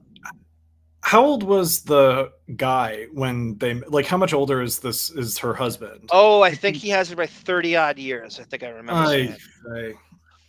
God. I think he was 42, 40 something like that. Disgusting. Put together a woman's show, Le Puer, in which she discussed her mother's toxic desire to make Maiwenn a star. In a semi-autobiographical indie, she only does movies that are about her. Like, she's hiding behind auspices of period pieces, but it's really about her. I'll also make a movie about how my mother was a groomer, but my husband isn't. She presents both divorced parents as abusive figures. After that came a gritty thriller about horror movies, Pas de Folie. Look at that. P-A-L. Turning relationship with... Oh, man, let me get to the Depp stuff. I'm trying. Jeanne du Barry Jeanne du Barry has a different feel. It's some wonderfully hard-edged moments, but can be fully romantic and cartoonish. Jeanne is played by Maiwenn, of course, an ebullient bookworm whose lowly origins and years spent as a sex worker scandalize the court of Versailles, but intrigue her sugar daddy, played by the 60-year-old Johnny Depp. The film underplays the age gap, but the real Jeanne was 33 years younger than the king. So they're 12 years younger in real life. Louis, zany and indulgent, and he showers Jeanne. Did it jump on me here? With gifts and is tickled by her idiosyncrasies, especially towards the end. We're invited to believe that love conquers all. For Maiwenn, Jeanne is a maverick. She's not a groupie. She has to do the minimum. Otherwise, she wouldn't be able to seduce him. She has to be a little bit... Sarah, does this sound like Amber Heard bragging about the character? She tries to, like... Remember, she'd be interviewed and she would go, well, she's strong and independent and really beautiful and really smart. And she's really talking about herself. Maiwenn plays a coy expression, but she wants to be herself, to be natural. She's not like others in court. Jeanne, in contrast to the Sunni nobles in Versailles, loathes bowing and scraping. She thinks it's ludicrous that everyone but the king's grandson, played by Maiwenn's real-life son, Diego Lefeur, has to walk out of the room backwards. She asks the king if she can avoid doing that, and the moment she says, oh, she's cute. Let me get back to Depp. I'm going to skip the scene. Maiwenn excitedly is a direct example of how she used the power struggles between her and Depp as an opportunity to improve the film. She claims Depp frequently came on the set having rewritten the script, saying this is not the truth. This is not the fucking truth, Maiwenn. This is not how it happened. That day, Johnny came in with a new version of the script, and I wasn't so happy with it, and it didn't work. So I shot it without making the changes he wanted. He took as an insult. The scene originally wasn't meant to focus on the emotional distance between Jeanne and Louis, but the film's canny director decided to go with the flow. Maiwenn, in other words, used Depp's peak to her own advantage. Throughout the shoot, she says Depp ignored her texts and would only talk to her when his entourage was around. Now, if he often failed to show up on the set, it's since been reported that in retaliation, Maiwenn would fail to appear the next day. This is totally false, yelps Maiwenn. We were waiting for Johnny a lot of the time, but I was the first to arrive and the last person to leave. Though she admits to cutting some of Depp's dialogue, it wasn't out of spite. There is no time for rehearsals. I was asked for time, but for whatever reason, he wasn't available. He had a coach, but he couldn't work with her beforehand. So, okay, I discovered his accent wasn't that perfect. A few times I decided to cut his lines, but it also happened to be with what we did with French actor. Hey, that happens. Guys, does any of that sound false or embellished to you? This sounds like a disaster. What's wrong about that? Like, what is made up? So she's the next article, she walks it back, and now what about that is wrong? I think if he's trying to grab her. Like, what didn't happen? Well, she'll tell you what didn't happen. Okay. Maiwenn looks at me. I have to be honest. It's difficult to shoot with him. All the crew were scared because he has a different kind of humor, and we didn't know if he's going to be on time or if he was going to be okay to say his lines. I mean, even if he was there on set on time, the crew was still kind of afraid of him, which really means intimidated by his mystique, right? Is what she's going to interpret that as. Are they afraid of him? Yeah, you could be scared of someone and they could still be nice. A lot of people are afraid of super Can I say she's speaking for 100 people, which is weird. I'm sure there were people on set that didn't care who he was and just did their job. That's true. That's definitely true. Good point, Judy. Nor has the situation improved. There has been no normal relationship since that shoot, says Maiwenn. She shrugs. You know, Johnny for me is a huge genius, but he's in another world. Yes, he is. On both fronts. 100%. So are you embarrassed you said that? Because that's true. I know him better than he knows himself in every way, and I know that too. I cannot communicate with him. Depp in public now says Maiwenn is impressively flexible and that she did a beautiful job on the set. But check out the recent photos of them together. The anti-chemistry is palpable. Holding hands with Maiwenn, Depp looks fit to kill. And yet, Maiwenn says they used to get on famously. Before the shoot, me and Johnny were texting and talking on the phone all the time. It was completely simple and natural. This is her come to Deppy moment. Yeah. I think she was attracted to him, and maybe he wasn't interested in her advances or something. She's about to say something like that. Oh, okay. She discovered Depp in John Waters' Crybaby. So that's her crush. Yeah, that's her first. When she was 14. She saw the film 3 times. That's 3 times less than me in the theater. Even though when they first met, that's a true story, by the way. I don't like the movie. It's not my favorite Depp movie either. It did nothing to lampoon his image. It did nothing to trample on Jump Street. It barely got seen. It didn't help. It's not anything. Chicks love it. It's supposed to parody these Elvis movies. I could care less if it was ever people made. Sweat John Waters. I don't get it. I agree. He's massively overrated. Yeah. Agreed. And not that funny. Not as funny as he thinks he is. He's kind of interesting in interviews, though, when he's like... Yeah, he's a good interview. Yes, I see him on Bill Maher show all the time. I've gone beyond the groupie stage now, she says. She found him charming. She was particularly touched by Depp's honesty. At a London hotel, she asked what he liked about her script. Clearly embarrassed, he didn't say anything. When she asked if he actually read it, he confessed he hadn't. Oh, man. As you just saw, he said, right? So I played you. So this is what gets me. This next one, this makes me rage. When she asked, confessed she hadn't seen it. But his British assistant, Stephen Deuters, had seen it. According to Maiwenn, Depp had said, Stephen told me that I have to do it. I do everything Stephen tells me to do. Maiwenn, Depp, and Doyers spent the rest of the afternoon discussing their love of kids, painting, history, music, and of course, Louis XV. I arrived at 3 p.m. and I left at midnight. So what you deduce from that, right? Well, first Let's of go to all, the next paragraph. I mean, who among us hasn't had that 3 a.m. conversation about love, kids, painting, and Louis XV? Who among us? Very well. Very well done, sir. It's worth pointing out that this meeting took place months before Depp's first defamation trials. This is what I'm talking about. So this is when the wheels got going. That's the UK trial. In the UK, during which ex-wife Amber Heard gave his evidence against Depp, Depp, as you probably know, lost his case against the Sun. And a week later, Doyers emailed Maiwenn to see if she still wanted Depp to play Louis. She told him Depp's private life wasn't her concern. This is what Maiwenn said to him. She just wanted to know if Depp was still interested in working with her. Maiwenn offers a dry smile. Stephen answered back in 30 seconds. Yes, yes, yes. Depp's second defamation trial took place in 2022, and this time he, and not Heard, who came out on top. A month after the trial ended, shooting began on Jeanne du Barry. Depp's comeback project was chosen then to open at the Cannes Film Festival, to put it mildly controversial. For one thing, comments made by Maiwenn to Paris much have resurfaced.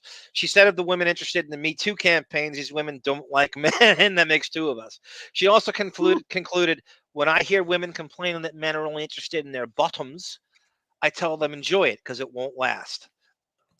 Then editor assault, Maiwenn's assault. Okay, there was assault. Editor-in-chief investigative online news synonymous with France's Me Too movement. Maiwenn's beef with Plenel was that 5 years before he'd published an information she'd given to the police about Luc Besson, who had been accused of rape. And so Depp keeps some great company, right? These are just, it doesn't stop with Polanski. It's all in Europe too. It's always media. Marilyn Manson. Media didn't ask permission to go public. I always say that Depp is the worst friends on the face of the earth. I hate all of his. I like Stanhope. I mean, there's friends I like, but he's the worst. He might be an exception to you are who you hang with, or I don't know, but he has some of the worst friends on the face of the earth. Didn't ask permission to go public with their testimony, and Maiwenn understandably felt violated. That said, spitting at Plenel was surely an extreme response, and a Paris court agreed. Maiwenn, who still refuses to apologize to Plenel, was fined. What is the translation of this money? I don't feel like. Is it 400 pounds? Francs I don't or know. pounds? Francs. Yeah. The Blooms. For French feminists, Maiwenn's behavior, Depp's presence at Cannes was the opening night hoopla. Depp and Maiwenn received standing ovations and sent an alarming message sent by 100 actors and printed in the newspaper by rolling out the red carpet to men who attack women like it's your. And the festivals demonstrates that violence in creative environments can also occur with complete impunity.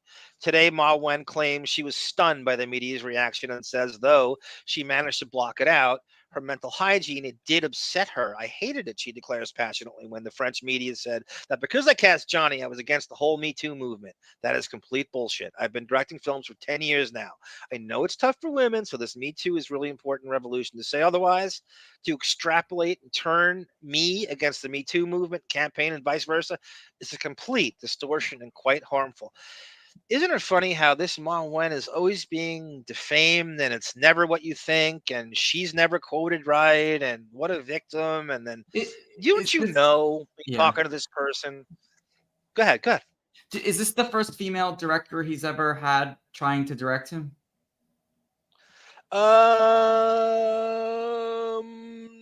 That might be part of it. Going through, I'm not coming up with a lot of female directors. I'm going through I never thought about that. Unless there was a 21 Jump Street. That's a great, there were a couple on Jump Street. That's a great question. I'm not coming up with any. I'm sure some in the chat, if I'm blanking, if I'm taking that long to think about it, it ain't many. It sounds like a power struggle. I don't know if it's him not I don't think it's a woman thing. I think it's anybody that age. You're going to be just like, I have far more experience in films than you do. And I think I know how it's done better than you. And I see it this way. I think it's really tough to take direction from someone who you're, whatever, with 20 times more experience than. And also, do you think he was already thinking about directing Modi and he's like in that zone kind of like? That's a good. Yeah, that's another great. I mean, he directed The Brave and some short films and stuff, and I do think he is. You're saying that this is like a dry run as a I was director. thinking Like that. he's I couldn't say it, like but yeah. he's looking at this like, okay, this is what I'm gonna do on Modi, and I'm I gonna want the feel camera her over out. here.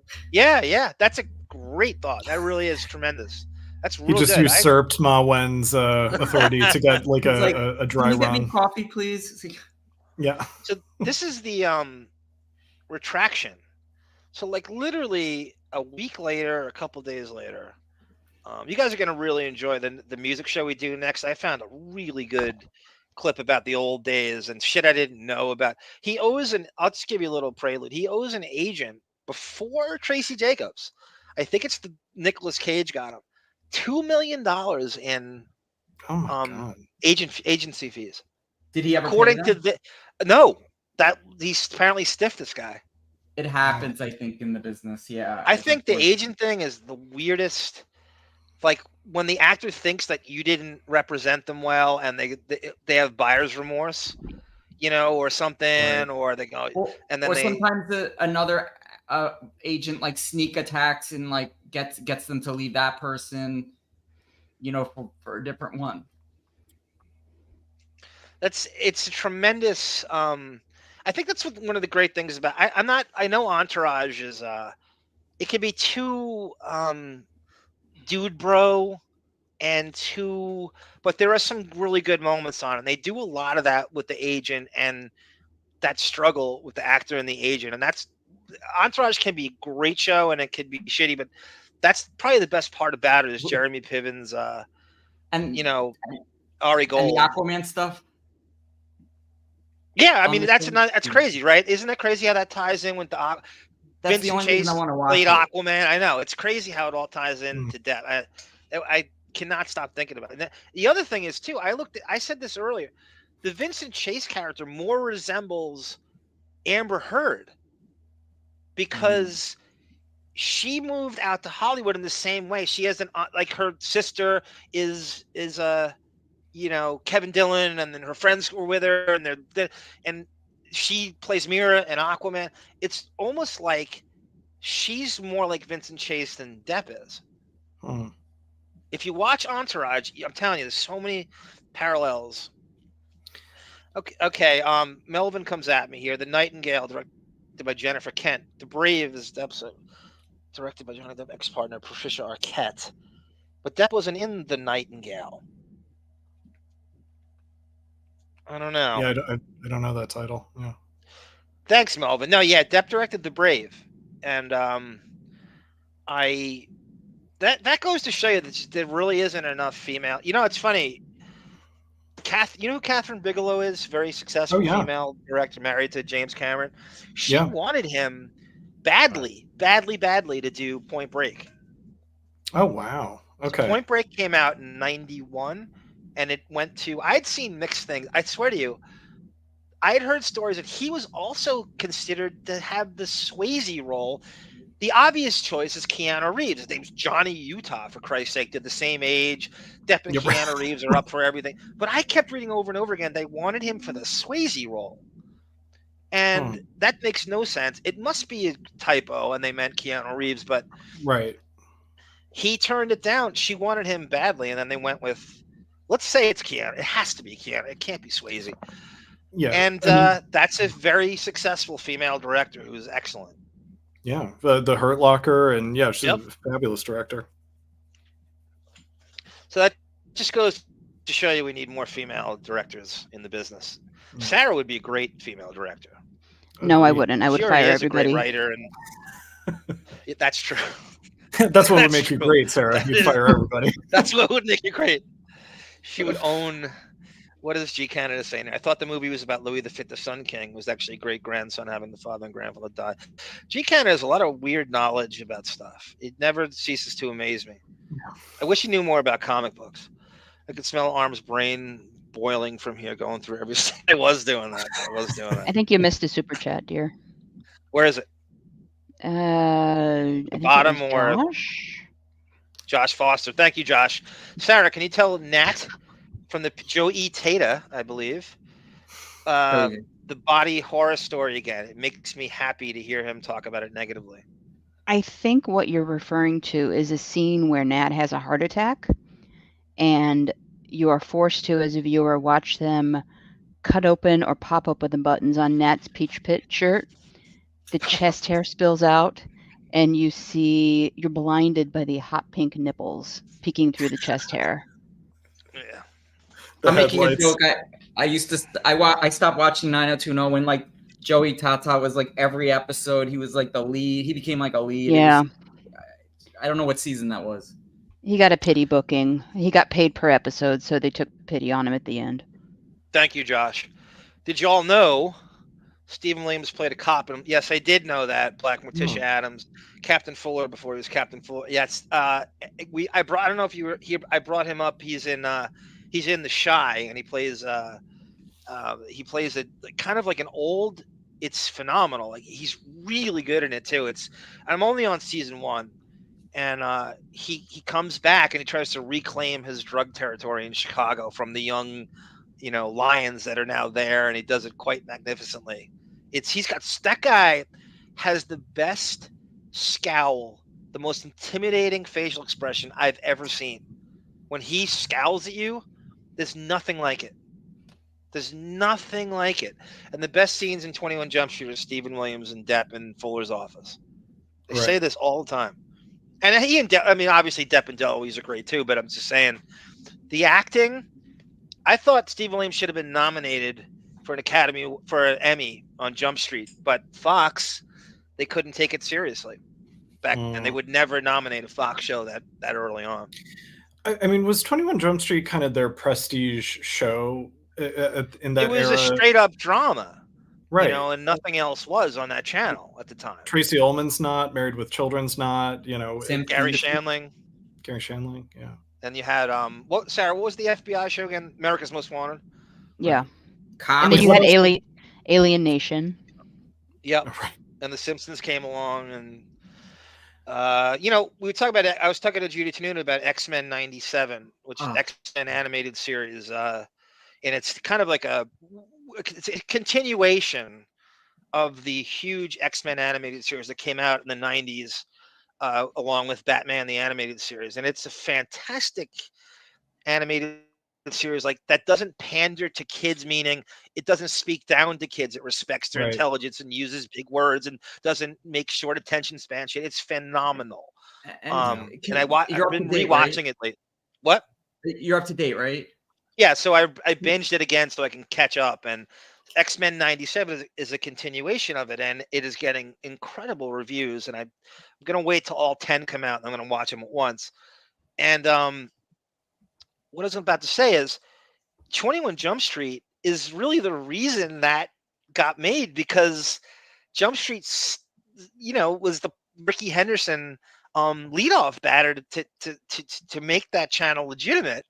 Right. To be the first show that was in the top 20 ratings. And that was able to greenlight Saturday mornings.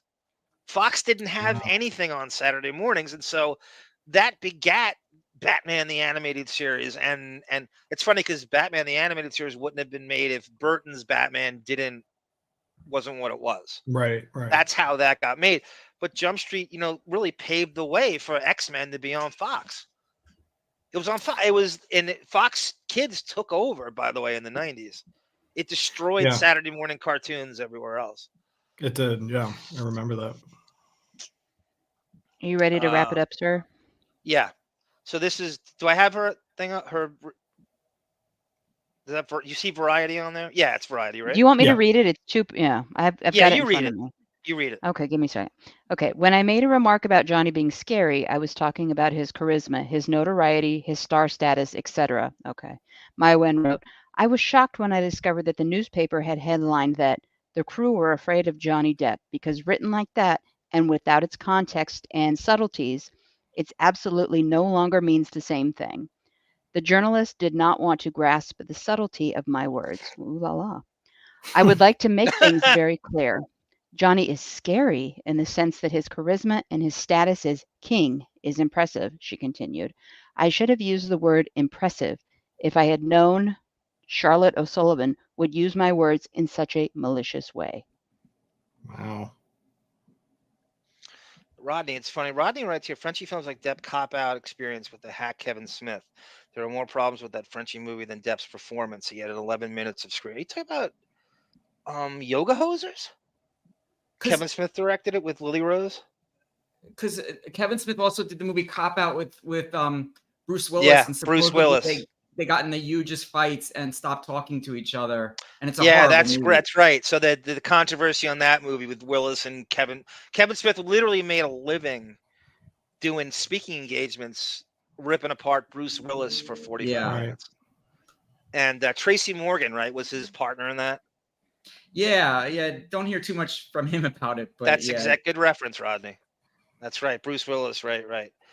So, guys, I just read it. What is misquoted about that? She's there. She's listening to him. Does that sound distorted or wrong? What did she complimented him 5 times in the original article? Right. How much praising do you need? She's terrified, and the theory is that the PR people got somebody went as far to say that she got threatened for defamation again. That Depp's the king of defamation, and it's ruining his current reputation, and that she's afraid because the movie doesn't get made without his Saudi bankrolling, that it's going to ruin everything. She had buyer's remorse doing the interview, but what's wrong about what she said? We've heard he's been late all the time. He's a total head case. ARM, the article was negative. It's like Aquaman 2. There's so much negativity, people just won't show up. Yeah. To Jeanne du Barry. Like I said earlier, this movie is the most irritating movie in the history of cinema. It has been coming out for 5 years. I would say every 2 months, Sarah said a new city it releases on, and it's not official release. And they changed the date, and it's coming out in England, and Netflix release. And I've had this on hard drive for like 3 years, thanks to Johnny Bye Bye. And we can't get past it. They just can't officially release this stupid ass movie. And the drama behind it, just like Don Quixote, is way more interesting than the actual movie is. Are we kidding ourselves that it's not? Right? We're way more interested in the behind the scenes shit. Yeah, I bet Maiwenn is kicking herself like, God, this movie's been coming out forever, and I've avoided doing an interview about it up until now, and it's like we're finally there, and I'm getting pushback for it. I mean, how about the theory that any promotion is good promotion? That even if it's negative, you're actually promoting it. Yeah, I don't think that works nowadays. No, I Maybe think not. it's going to hurt it. I also think that, I mean, it's hard to, I don't know. I mean, maybe it's a little, you're speaking for the crew by saying that they're scared of Johnny Depp, but like, that's not slanderous if that's how they really feel. I don't know what she would be afraid of, She didn't say anything defamatory, I don't think. Not at all. He's late. He's intimidating because of his star power. Right. They have to spell everything out. She's always this Maiwenn. Does anybody play the victim better than she does? Is everything she does a victimization of herself? Well, and also like if people are allegedly coming after her, then are they going after Kenneth Branagh for saying that Depp was late and unprofessional? David brings up a great point. Murder on the Orient Express. That's a great reference. I hate that movie. That's a great reference. I'm gonna play it. Bebra, think of this upbringing. He was left on Depp. Talk about Depp as a kid. He's left on his own all the time with no direction or rules. He will always be that way. Yeah, that's a good point. But I just want to say, time is money on a film set, and if he's coming to work and creating chaos or not showing up, it's wasting money, and also she's frantic or crazed. It probably wasn't a pleasant experience. Judy writes, since Johnny's always had a problem with screen direction, he admits it too. He likes to do things on the fly. You know that when you hire him. That's what I was going to say. It's a little bit of both. I think he that's why he works with the same directors over and over again, because they let him do whatever he wants. I mean, sorry, we've talked about this before, where it's like when you hire Johnny Depp, you're hoping to get lightning in a bottle, where it's like he's not going to do the same line reading every take. It's that he's this lava lamp of charisma, and you've got, just pay dirt in terms of footage of him being charismatic, and that is what the budget of the movie is going to, is that we are going to go over budget if he's late, but the pay dirt of charisma that we get on the, as collateral, it is worth its weight in gold, and so it's worth it for these little over budget kind of indiscretions. No, you're right. It's don't corral him. Yeah, you're paying for Johnny, of course. And you're paying for the his experience talent, that you're comes paying for with his that. name. Yeah, you're paying for his Right. name and his talent. There's very few people where you're kind of paying for both in that way. There's so many stories like from the 50s of directors working with Marilyn Monroe, and she was similar. She was always late. She would never come out of her trailer. She was difficult as hell to work with, but you just by even having her in 10 minutes of a movie was going to make that a huge box office success. So it's worth it for the getting the parishioners into the movie theater that she would summon to have a difficult working experience with her. He's talking about Kenneth Branagh on the set of Murder in the Orient Express, and the story goes that Depp's tardiness became so annoying that Kenneth Branagh actually read him the riot act. He said, "Look, I know who you are. I know what you are. We're happy to have you here, but this is an ensemble cast. It's not about you. You're late one more time, you're out of here." And that apparently and then Depp got it together and finally started to show up like everybody else. But that was read to him. And I believe Branagh is definitely big enough where he could do that. Yeah. And respected, I guess, in the industry. I wonder if there's stories like I wonder if like your Tim Burtons are just kind of used to this by now, but I wonder if there's an actor that's been in a more recent Tim Burton movie, like it's the first time they're ever working with him, that were sort of surprised that Depp can do whatever he wants and they feel like they're in the Emperor's new clothes. Like, is anyone else noticing that he's always late? Like, no, Tim Burton's not complaining about it, and no one seems to care. I think someday that'll come out. I think that's got to be an issue somewhere along the line. I think if the actors lesson on the call sheet or talking to their agent, they say, "Look, play ball. You're just happy to have the gig or whatever. And maybe you can draft on to another." Because Depp a lot of times will bring actors in that he liked into the other films. But yeah, I bet you that'll come up soon at some point. He brings in actors like Sal Janko. Well, that is kind of Rodney thinks I think you're right. Tracy Ullman won an Emmy for comedy or as early as 88. Oh, there you go. Okay. They never had a drama win it. I think they were still they couldn't take Fox seriously in drama. Like comedy, like Gary Shandling was the funny show on TV. Right. And that was on Fox. And we talked about it on Armfeld, No Hugging, No Learning. Seinfeld bit off the Gary Shandling show because it's about a comedian doing nothing with his friends, seriously, but it's talking, breaking the fourth wall. Right. I agree about Hill Street Blues. I also think like X-Files probably was another kind of sleeper hit where it was a huge success. I don't think they were banking on that. Jamie says Maiwenn spit at a journalist and pulled his hair. Oh my God. I think I saw that. That's fucking, what a psycho hose beast she is, huh? What the fuck? By the way, Maiwenn, you do that to me, you think Amber got it bad? I will headbutt you. I will suplex you. I will put you in a figure four. I am not afraid of you. I am not afraid of your accent. I will lay you out, sister. It's not even, don't bring it. I dare you. Rodney says, "Arm, if you were in generation." Yeah, Rodney's also right here. We're Generation X. Depp's not Generation X. He's the younger side of baby boomer. Right. We're all left alone to our own devices and latchkey kid generations. He's right. The anti-helicopter parent generation. That's true. I mean, I was a little of both. My parents are all over the place like that. They were there and not there, and I had a little of both. Right. Sarah was kind of a latchkey kid, weren't you, Sarah? Yeah, but that was normal. She was so well behaved. Her parents left her alone at what's the youngest there? 12, I 13, don't. I 14? don't remember. I don't remember. And went on vacation for the entire summer while she stayed home by No, herself. it was like half a week or a week. Oh, you said it was the whole summer. I never said it was a summer. You were such an embellisher. Were you selling Lucy cigarettes at the time? Yes, I was out of the garage. Sarah, did anyone check in on you, or you don't Yeah, remember? my grandparents stopped by. Oh, okay. Yeah, that makes sense. You're thinking of Shoshana Lonstein being out of her house for the entire summer when it got robbed.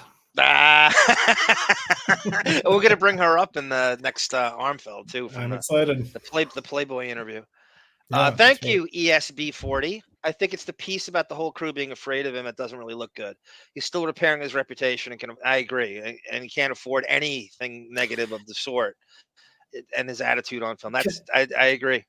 Can I say, I wonder also, because I think that if you work in Los Angeles specifically, not so much anymore in the last 10 years, but I think there is this kind of fear where you do keep your mouth shut if you are afraid of the star. And so if stories like that haven't come out from the movies he made in LA, now he's making this movie in Europe, and they don't have any reason to be candid about if they were afraid of him or not, Well, and maybe Maiwenn speaking out of turn. And I hate to go back to the fucking Fairfax stuff, but again, what was one of the narratives from the Fairfax, even from Rottenborn? He goes, nobody tells this guy no. Nobody tells him what he doesn't want to hear. He just has a bunch of yes men around him. He lives in an insulated bubble. And actually, the Rolling Stone piece was that narrative as well. And that speaks to what you say, to be afraid. No one's gonna really come up to him and say, "Look, this isn't working. I know you're you, but this is just this. You don't have." We're gonna get into the music thing. But the first time you heard the word "no" was music, right? In the biggest way possible. You don't have it. The world's got enough guitarists, and your sound ain't working. It's not what we're looking for. You're not Motley Crue. You're not Pearl Jam. You're not. It's just we can't do anything with this. Yeah. So that's the first time you heard the word no, and that was really their big thing. Rottenborn would go, just nobody tells this guy anything he doesn't want to hear. Nobody could tell. Amber Heard actually said that too on the stand a bunch of times. Right. The whole thing, the yes men and the whole thing. Like, I'm going to end this with, by the way, I want to compliment Sarah on her thumb. Speaking of Depp, speaking of Tim Burton, speaking of Mars Attacks, the only Tim Burton movie Depp wasn't in. And You missed a super chat. Before you end, you missed a super chat. Rodney? Rodney, yeah. Rodney says, you'll all lose your shit if Depp has a scene with Beetlejuice in the upcoming Beetlejuice sequel. I think this just may happen. I love it. It's not impossible. It's not impossible. Chris Elliott, Get a Life, guys. Yeah, that was a really funny show. Josh and Johnny Meyer bring that up. He was a 30-something-year-old paper boy and lived with his parents and the whole thing. And it was definitely a modest cult comedy. But I'm going to end this with Charlize Theron talking about Depp in the exact way we're talking about right now. And it kind of, I'm the only one on the face of the earth that knows this clip. I don't know why. All the publicity Depp gets, you think this would have gotten out there. And Bill Simmons has a pretty big podcast. And for some reason, nobody picked up on this but me. And it speaks to a lot of kind of what we're talking about now. This is Charlize Theron. We heard about Lola Glaudini on Blow, right? We went over that last time. It's similar to this. I'm not going to play her thing again. Her screaming at her on Blow. And I told you Blow wouldn't have gotten made if he wasn't in it. Right. I told you the studio didn't want Dennis Leary and Ted Demme from Rockville Center High School, Howard Stern, Dave Attell, Amy Schumer, said that he would do it. So Demme's not going to tell him no, and Demme got Depp to do it, and that's how the movie got made. So this is Charlize Theron talking to Bill Simmons about Depp in Astronaut's Wife. Actress. Astronaut's Wife. How you like that look there, Sarah? Depp. I'm not a fan of blonde usually, so darken the hair and it's a solid 8. How do you like the Joe Biden aviators? Oh God. Don't get me started. Let's go. He looks like late 80s Kevin Costner, like Bull Durham Kevin Costner. He's got the right stuff. That was a good Kevin Costner. Yeah, that was a good era. Stuff. I like that look on him, and I think he kills it with the aviators. That he Depp and sunglasses are nobody kills it with sunglasses. There's no sunglasses he can't wear or make look good. That might be his best skill of all. They have matching hair. Yep. He is to sunglasses what I am to ice. I like different ice cubes, right? The different shapes, the different he is to sunglasses what I am to ice cubes. All right, before you play this, everybody, thank you. I gotta go. See ya. Yes, thank you, Rodney. Yes, sir. Val Kilmer in fucking Top Gun. Yes, the Iceman. He used to be friends with Val Kilmer too. Unless you want to talk about Mighty J. Young. I'm here to talk about what you want to talk about. Well, you pick. Thanks, I'm ready to move to the Astronaut's Wife. Let's do I thought it. that was kind of underrated great. too. Yeah. Johnny Depp. Yeah. What'd you learn from Johnny Depp? He's an amazing actor. It's not a long clip, but you guys could stop. It's a great clip because it's we're the only ones that know about it. He was, I think, the first like crazy super intimidating actor that I ever worked with. He's intimidating. Intimidating because he's such a good actor. Now you hear that already? It backs up what Maiwenn said. Right. It's almost eerily similar. Or there's something intimidating about him personally. He's a great actor, and he's got tremendous talent. But he comes to work with this presence, this thing that's very Johnny Depp-ish, and it's intimidating. And if you just veer on the other side of, being in his good graces, it's not pretty. Ouch. As my kid brethren would say, as Alan Thicke would say. Oh. It's so interesting. Here on the other side of his good graces. Interesting choice of words, right? Well, and intimidating seems to be the polite word for he's a monster. They're trying to. That's their version in interviews of like testing the waters, where it's like, will you pick up what I mean when I say the word intimidating? Yep. And then will you give me permission to get more explicit without sort of turning into a Depford wife and giving me pushback? Yes. Well said. Can I say something? The character he plays, do you think he was, he plays this, the alien is in him, spoiler alert, like, and he becomes evil. Like, do you think he was just being method on set? Oh, Depp kind of humble brags about not being method, that he can turn it off and on as he sees fit. Mm-hmm. That he could be, and I do think it's impossible. I do think he carried Whitey Bulger around with him.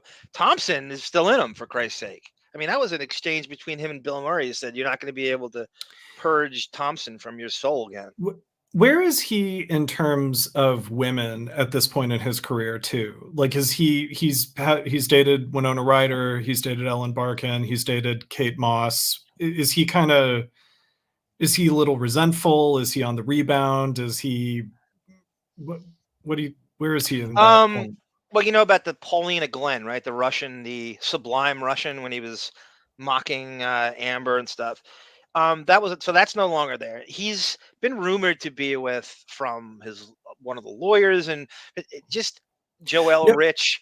And no. I mean, during was he dating now? Are you asking? No. What I'm sorry. In relationship to Astronaut's Wife, where during Astronaut's Wife is he with women? I'm just trying to make a connection. Vanessa Parrott in French. Okay. Yeah, I was trying to make a connection. He's in the beginning stages of his relationship with Vanessa. Like, Lily Rose is going to be born pretty soon. It's the early stages of Vanessa in France and shit. I was just wondering. Yes.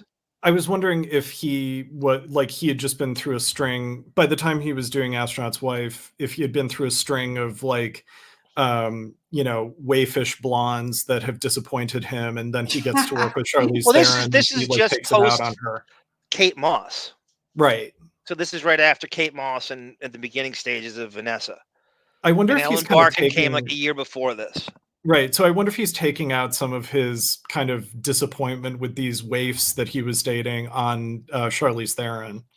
Well, also she's new to the business a little bit here, right? Right. So he doesn't respect her anything. Right. You know, he's done a lot of shit by this point, and she's coming in there, and he's not gonna, you know, he's gonna look. I know better than you, and I certainly am going to tell you how to do this scene. I could care less how you want to play it. And I'm not giving him a pass, by the way. If he's being nasty to her, that's lame, you know. Yeah, she's it's how she's taken it, but I don't think she would say this if it wasn't a legitimate feeling she had. You can get a lot of shitstorm going against him from the Deptford wives and stuff, and he wasn't. He was a bit of in cancellation. This is a bad time for Depp when this interview came out, so maybe she doesn't feel retribution is on the horizon. Right. That's also, I don't know, whenever she's an A-list actress, I feel like now, so Totally, she can say whatever. Totally, she doesn't need him. I know. So it was intimidating. Nothing happened, but you know, when you work on a film, I think people don't realize it's like any kind of work environment. You know, after day 30 or 40, it can get, you know, you're sleep deprived and all of this stuff that, and you know, I think we had one moment with one scene, and he wasn't very happy with, you know, how I kind of saw it, and yeah, he did this thing that was very intimidating, where he just kind of like, he didn't scream, he didn't yell or anything. He just is not like cool, like, you know, I don't even know you kind of thing. I was like, oh God, all right. But then you go to work. That's crazy, right? I mean, it sounds like that's Johnny Depp's version of like snapping on people. Is like he just big times you, you know. I feel like that's. I mean, if the screaming for the actress on the beach that we heard last time, if he was screaming at her there, like that's different. But if he's just kind of soft spoken, kind of putting you in your place, that's still dickish. Sometimes that's worse than being screamed at. The passive aggressive look yeah. or not getting attention. Again, you know, this is a woman who's had a pretty charmed life in her own right, who's not really used to getting the word no a lot. And even at that stage, she had done it. So it might be the first major actor that just told her, look, you got a ways to go, Toots. Yeah. I know better than you. And it's how she takes it. And it's how she perceived it. But he has Judy writes like, I'm confused. Why does someone? Yeah, he's got a duality, Judy. He's not one guy from time to time. Everybody has bad days, and he has a lot of different. He's bipolar. He's manic depressive. Manic depressive. He has a lot of sides to him, and you get him in a certain moment or whatever. You get in the best of him, and then there's times where the creative thing is fighting, being friendly to everybody. And I think there are a lot of us that have a duality to us. We're never the same from day to day or sets. I'm sure there's people who think I'm a dick. I don't know who they are. I've never gotten that ever. I couldn't be a better mensch, but I'm sure there's people who think I'm a total piece of shit. I doubt it, man. Come on. I doubt it. Yeah. Yeah, come on. You're right. You guys are right. You got good setup, Arm. Yeah. Arm, for the past 5 months or whatever, everyone just said like, I love you. Everyone just loves you. So that's okay. I'll give you an example. I think my high school basketball coach doesn't like me. Why? Because I have a fierce integrity about the game. Because I'm more interested in stats than I am winning or losing. Right. I said to him in the locker room, I don't care if we win or lose. I know that I gave everything I had out there. I know what I did. I know it's in the game. I have the best attendance in practice and games than anyone you've ever coached. If we lose, I'm telling you right now, this is a conversation I had. Yeah. I don't care if we win or lose. I know what I did out there. I know the stats I put up. I know the effort I gave. I'm fine with that. I enjoy the game, the journey. I don't care if we win or lose. I'm at peace with what I did individually, and he couldn't handle it, and I quit.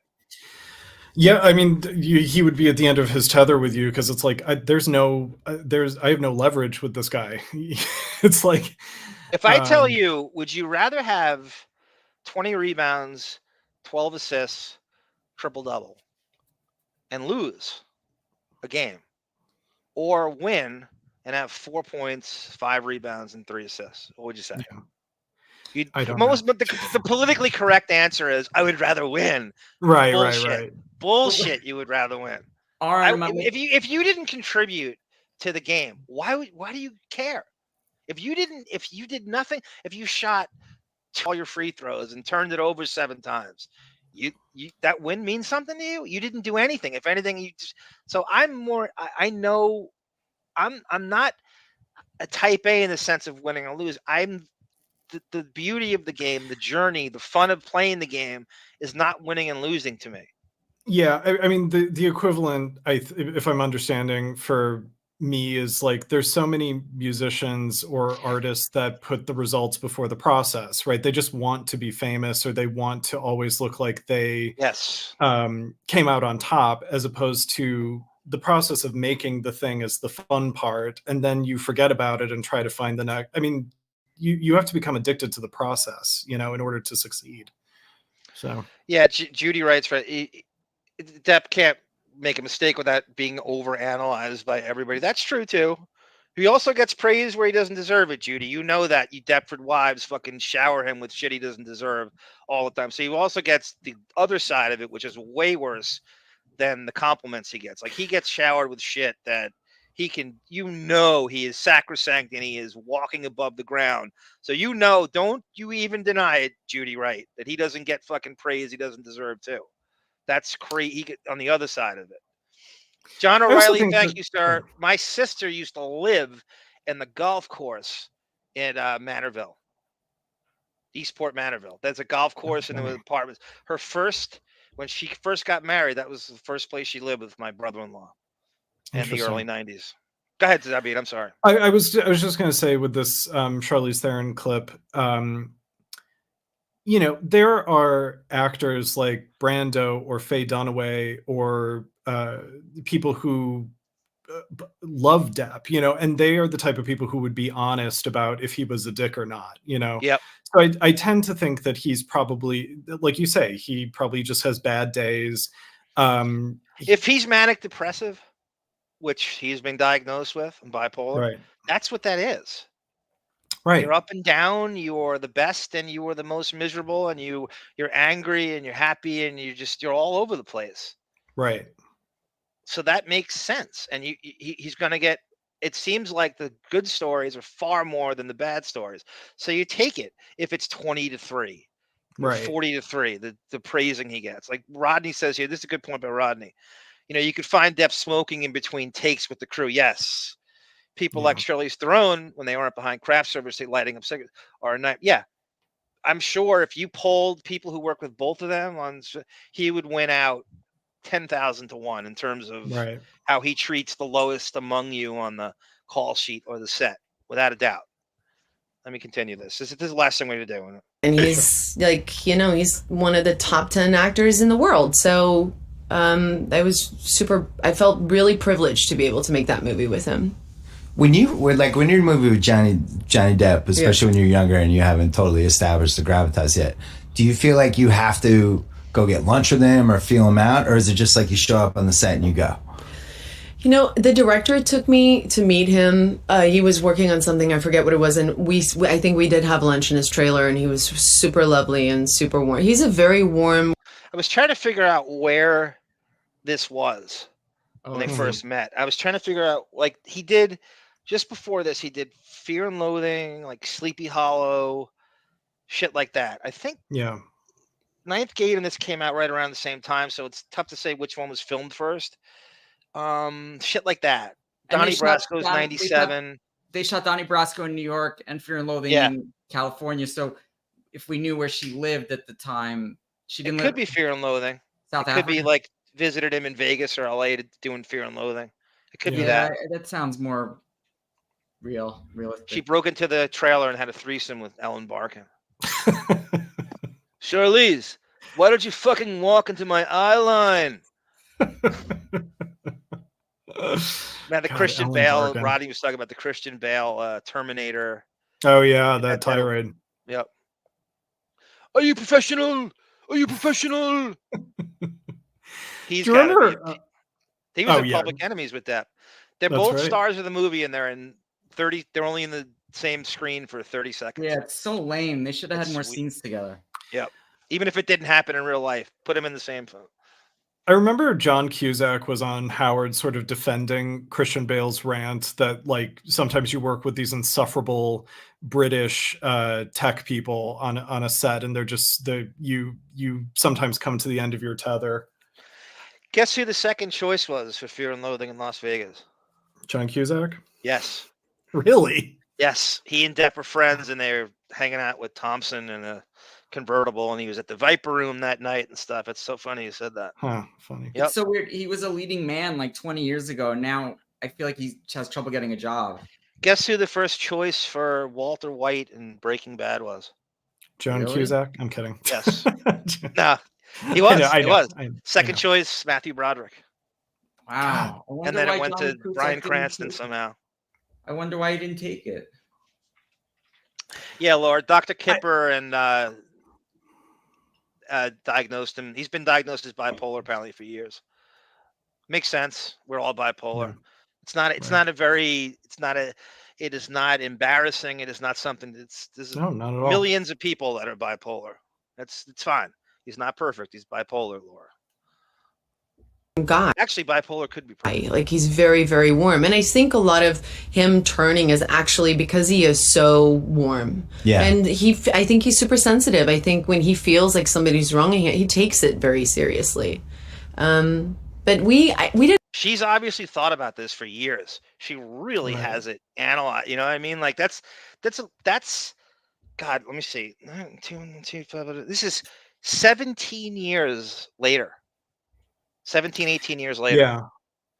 She's not wrong though. I mean, I think that like oftentimes like really, really, really, really nice, kind, empathetic people also have the ability to be the most incisively and accurately mean people in the world because they know what sort of subtle things hurt them that wouldn't hurt anyone else. And so that's what they use as their arsenal to get back at other people too. They know how to study people to kind of get at them where they live, you know? It's a backward compliment in a way. Yeah. You live everything to such extreme and passion that you're internalizing and you're gonna explode sooner or later. Right. You don't get to hang out that much. I think people think that we're like, like we're not like bands on the road. Or what I imagine that lifestyle would be where you hang out a lot. Like you work long hours and you sometimes work 6-day weeks and it's not a lot. You don't have a lot of, or I can't do it. I don't have the stamina for it. It's got to be more fun now that there's the internet. When you're stuck in a trailer for 6 hours, like what'd you do in 1999? You're like reading magazines and books and. What did I do I don't in know. 99? Can't even imagine. That's a good point, actually. Yeah. How different being on a set was today now with smartphones and you could put a TV, you could put a 65-inch TV on a fucking wall if you want in your damn trailer. Yeah, absolutely. With today's technology and whatever, just simply the internet, whatever it is, video games, it's way different. The trouble you could get into back then. That's probably why there was more drinking and drugs on a movies, because there's just nothing to do. Right. It's so true. It's just out of boredom that it became like a den of inequity. Yeah. I find that your generation, David, people in their hundreds, yes, you drink a lot less because you have so much more entertainment options at your fingertips than like say my generation X. You're not going to get in trouble. You know what I mean? Like drinking's not as interesting when you have all that entertainment at your fingertips all the time. I think that's probably true. I think a lot of my friends back in Ohio, I think drink a lot more because they're not living in like a big city. They're not living in New York or Los Angeles. And I think there's less ways to kind of have that escapist experience. You know, if you can't go to Disneyland or you can't go to, you know, some big wonderful tourist thing in New York City, you know, you drink. So they played backgammon on the set of. Listen to this. I love to play backgammon. I'm like an obsessive backgammon player. Oh my.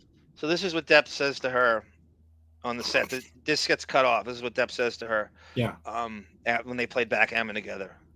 This didn't come out, but I got this gossip. I should have known better than to expect a proper challenge from a woman. I should have seen it coming a mile away.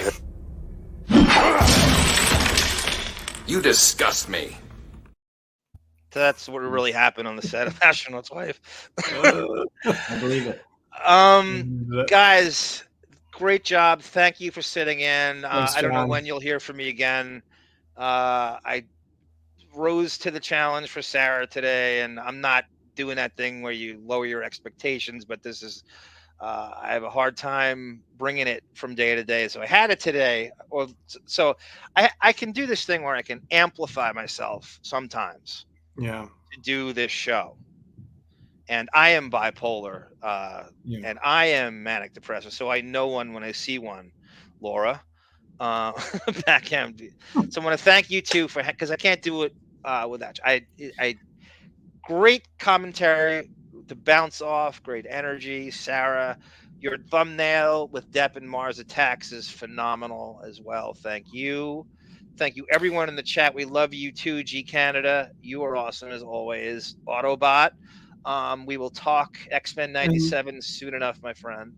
Yeah, and John, you know, whenever you want. I mean, this is just a standing show that, like, whenever you're feeling up to it, don't feel like there's any pressure on you to do this weekly or whatever. Like, you know, it's fun. We're just here to have fun, and there's no expectation. So you just take care of yourself, okay? Well, with that, we have the Armfeld coming out right. tomorrow on the Patreon.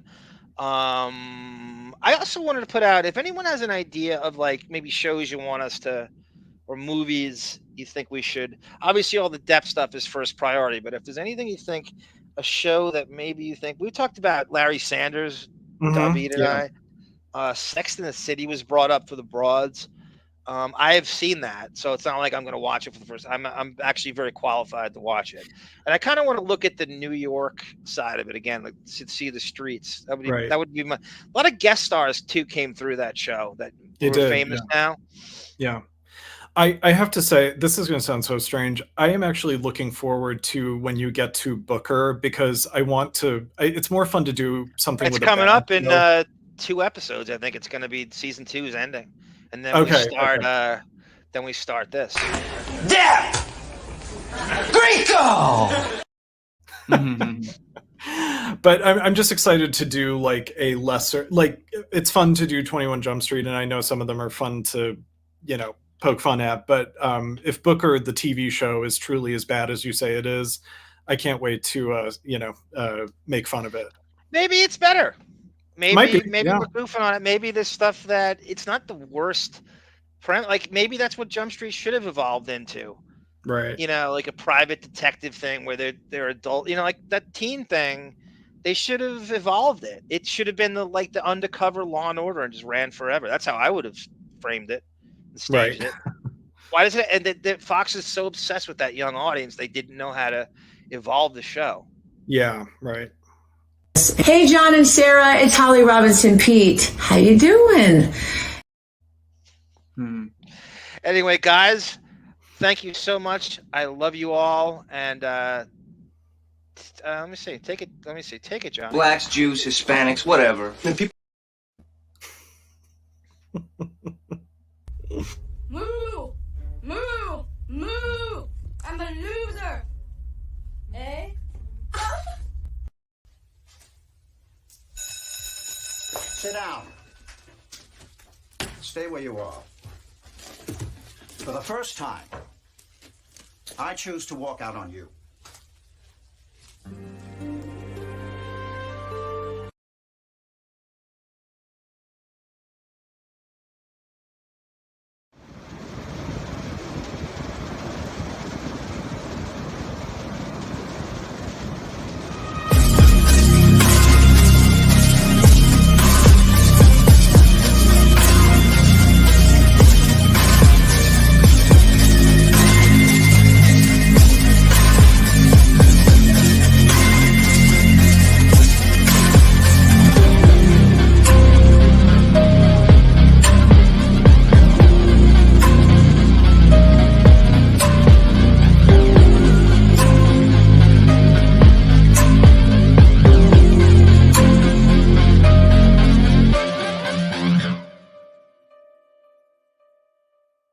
21 Jump.